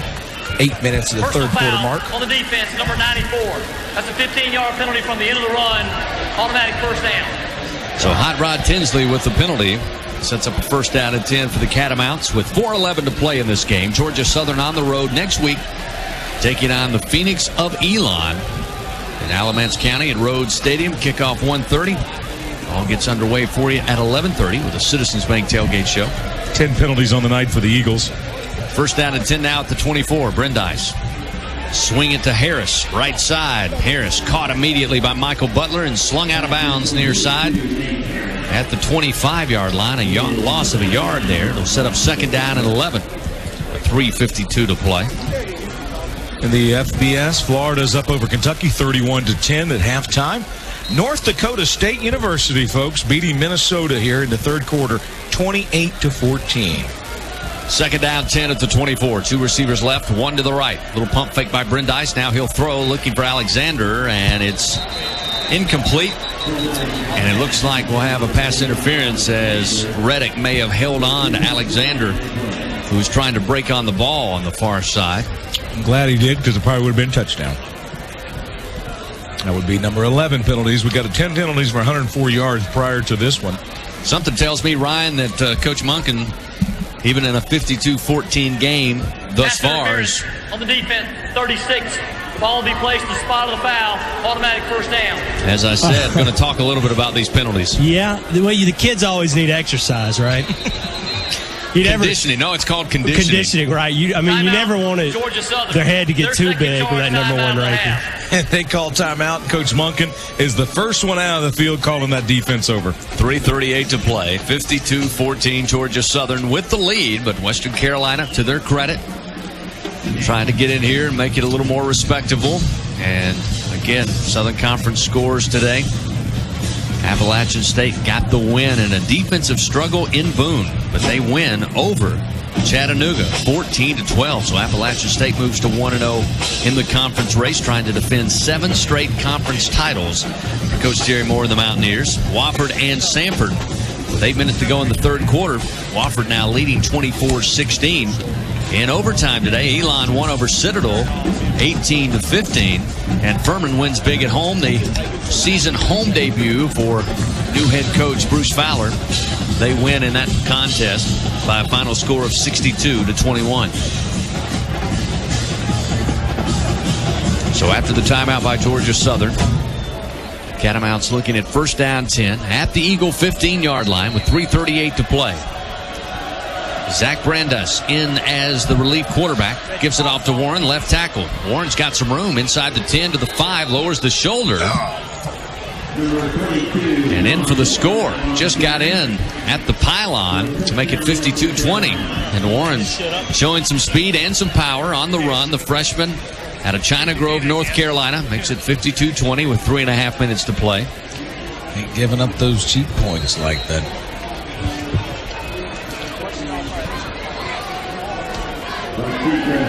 So for just the third time today, Clark Sechrist, the sophomore out of Huntersville, North Carolina, try for the point after. Yeah, it'd be a flag.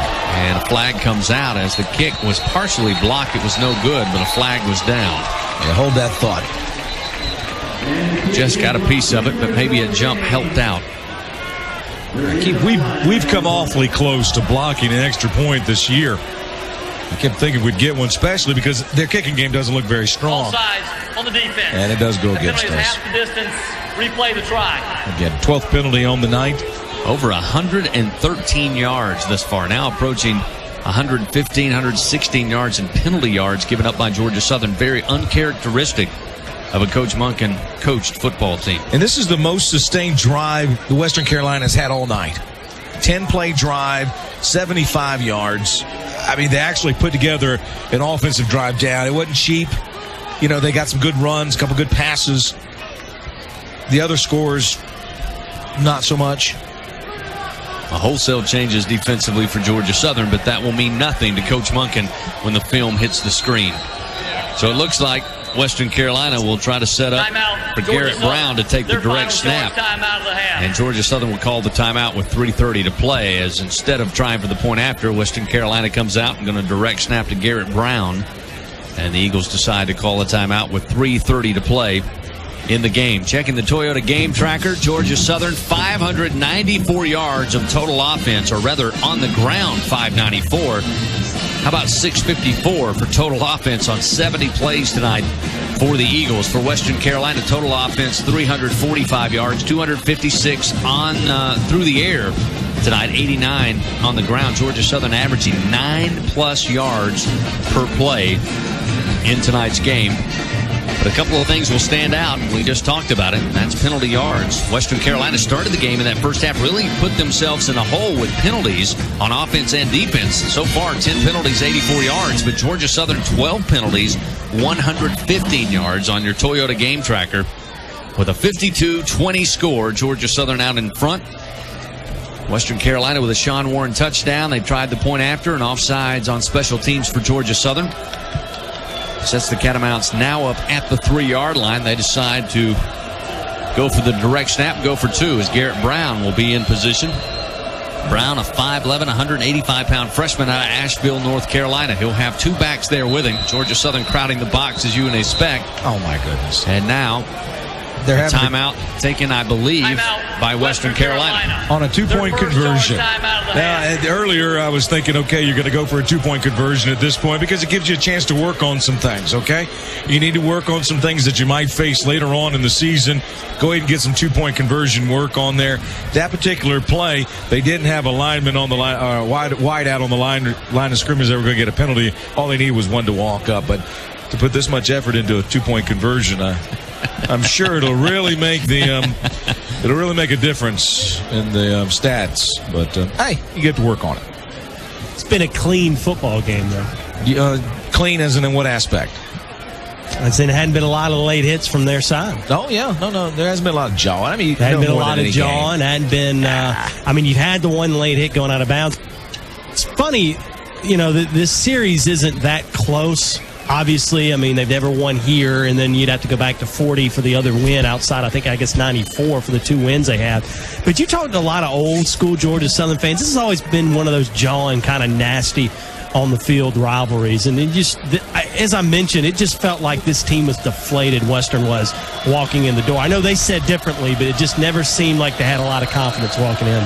So after the timeout, we'll try for a two-point conversion, will the Catamounts. It's Garrett Brown with the direct snap. Brown will keep it. Brown going nowhere. And the two-point conversion is no good. 3:30 to play in this game. 52-20. Georgia Southern with the lead. We'll take a timeout. We'll return to Allen E. Paulson Stadium in just a moment. Eagles rolling by 32 points. This is the Georgia Southern Radio Network. Okay, It's game day, where tradition runs deeper than your Aunt Betty's baked beans. Face paint? Check. Cooler? Check. Meat for the grill? Check. Ford F-150 with best-in-class towing, payload, and a V6 EcoBoost engine delivering 22 mpgs. Check, check, and check. Now check this. Go to shopfordnow.com to find great offers on F-150 from your local Ford dealer. Fans of Georgia Southern football. EPA estimated 16 city, 22 highway mpg, 3.5-liter V6 4x2. CEOs and agents of change, educators, entrepreneurs, artists, attorneys, and the scientists who helped send the first man to the moon. Our professions and paths are unique, but we all have something in common. We are graduates of Georgia Southern University. I'm Connell Stafford, class of 1970. I am an alum. Support our alma mater by becoming a member of Georgia Southern Alumni Association. Go to alumni.georgiasouthern.edu.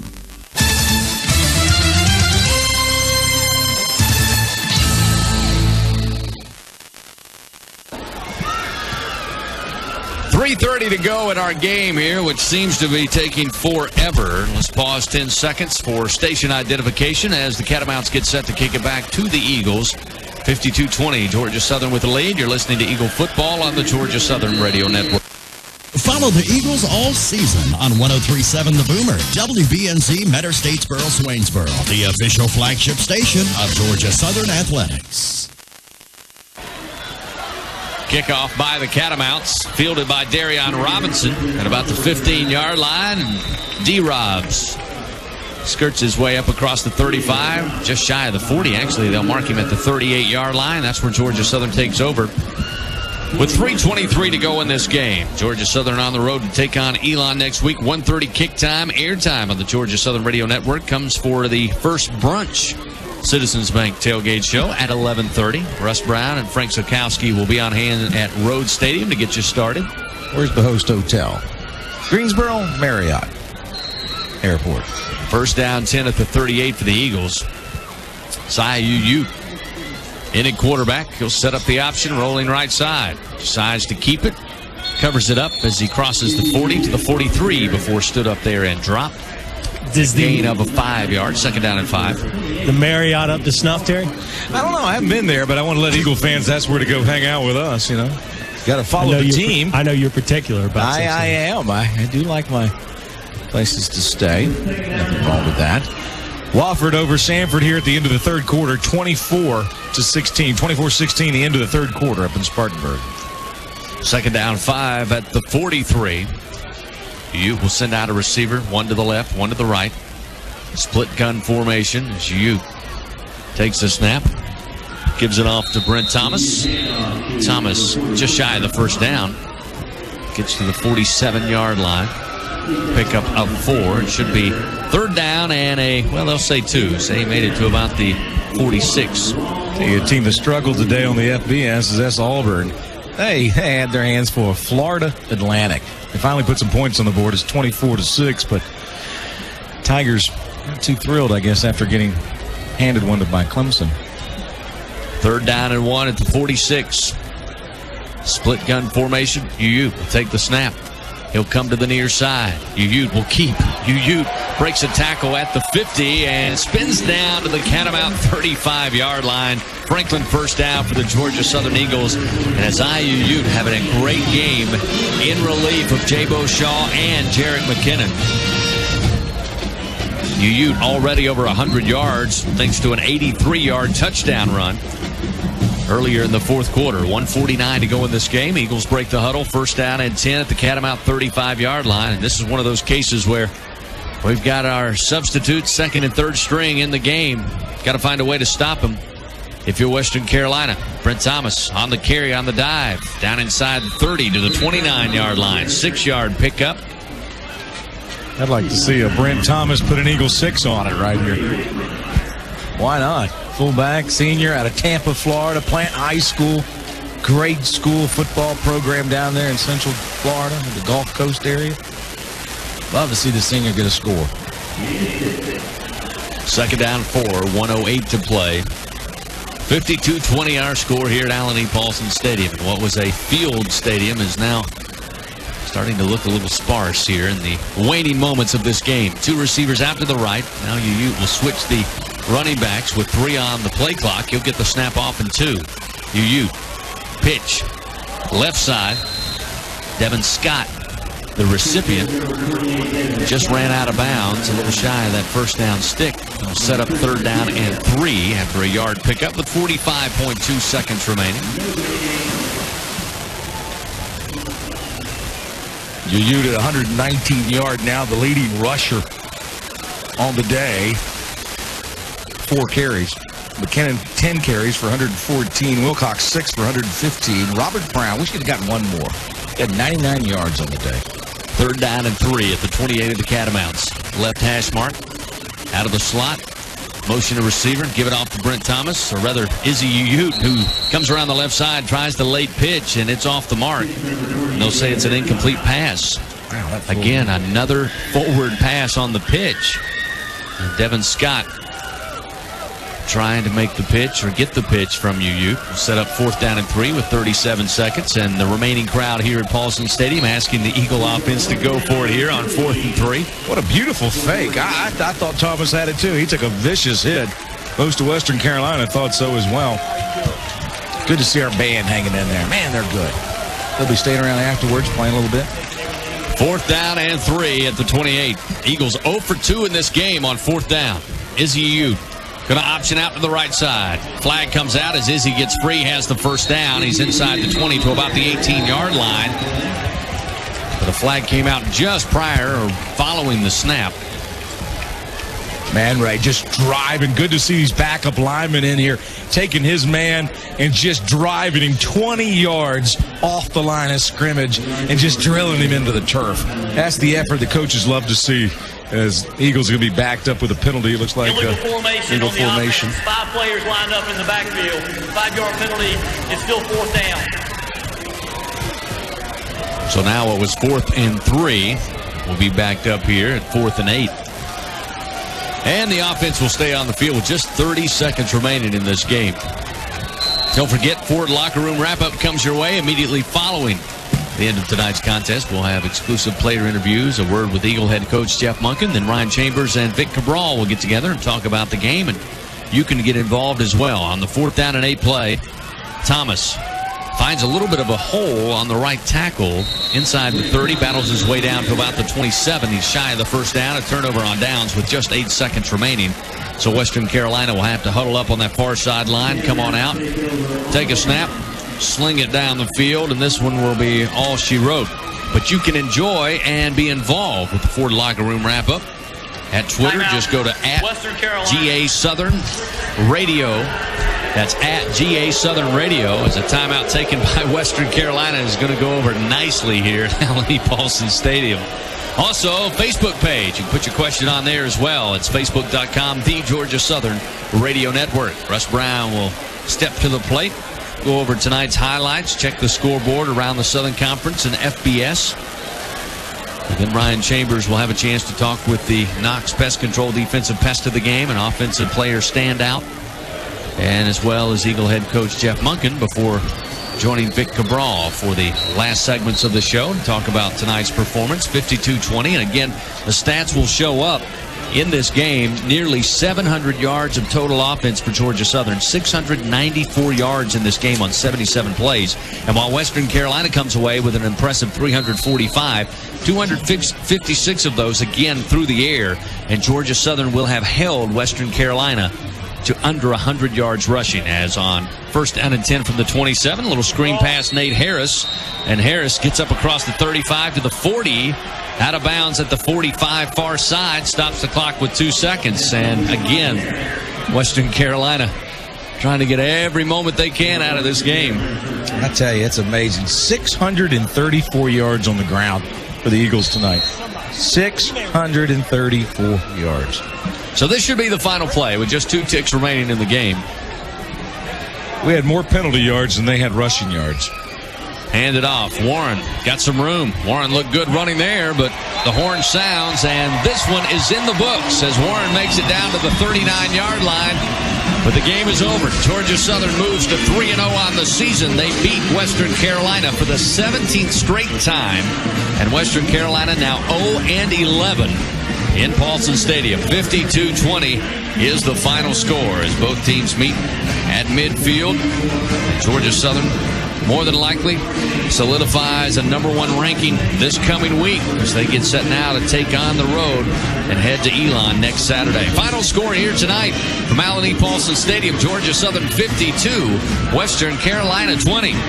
We come back, talk about some of our thoughts on tonight's broadcast, and a little later on, it's the Ford Locker Room Wrap-Up presented by your Georgia neighborhood Ford dealers. Again, the final score, Georgia Southern 52, Western Carolina 20. This is Georgia Southern football. Okay, it's game day, where tradition runs deeper than your Aunt Betty's baked beans. Face paint? Check. Cooler? Check. Meat for the grill? Check. Ford F-150 with best-in-class towing, payload, and a V6 EcoBoost engine delivering 22 mpgs. Check, check, and check. Now check this. Go to shopfordnow.com to find great offers on F-150 from your local Ford dealer. Fans of Georgia Southern football. EPA estimated 16 city, 22 highway MPG, 3.5-liter V6 4x2. Careful you're not like, Mr. It Can't Happen to Me, thinking heart disease is for other people. Because heart disease can happen to anyone, even you. If it does, remember East Georgia Regional is where you'll find life-saving specialists and services available locally. And that can make all the difference in a cardiac emergency. But don't take our word for it. Read our patient stories or submit your own at eastgeorgiaregional.net. Harold promised his 7-year-old son CJ that he would build him a fort. That's why Georgia Power wants to be the official energy partner of keeping Harold's promise. Not only will we help Harold build that fort by supplying the reliable electricity he'll need, but we'll give him a blueprint to fortify his home and help save energy. It's called EarthSense. With EarthSense, he'll find energy savings he didn't know he had, and he can get hundreds of dollars back in rebates when he makes energy efficiency improvements to his home. To learn more about EarthSense, go to georgiapower.com. Georgia Power, official energy partner of you. Hi fans, this is Georgia Southern football head coach Jeff Monken. Our team understands the importance of responsibility on and off the field. It's also good to know that fans understand their responsibility too. Never drink and drive, and always designate a driver. Rules to play by, rules to live by. Be a good sport and keep our roads safe. Always put safe driving on the top of your game day list. Responsibility matters. A public service message from the Eagles and Budweiser.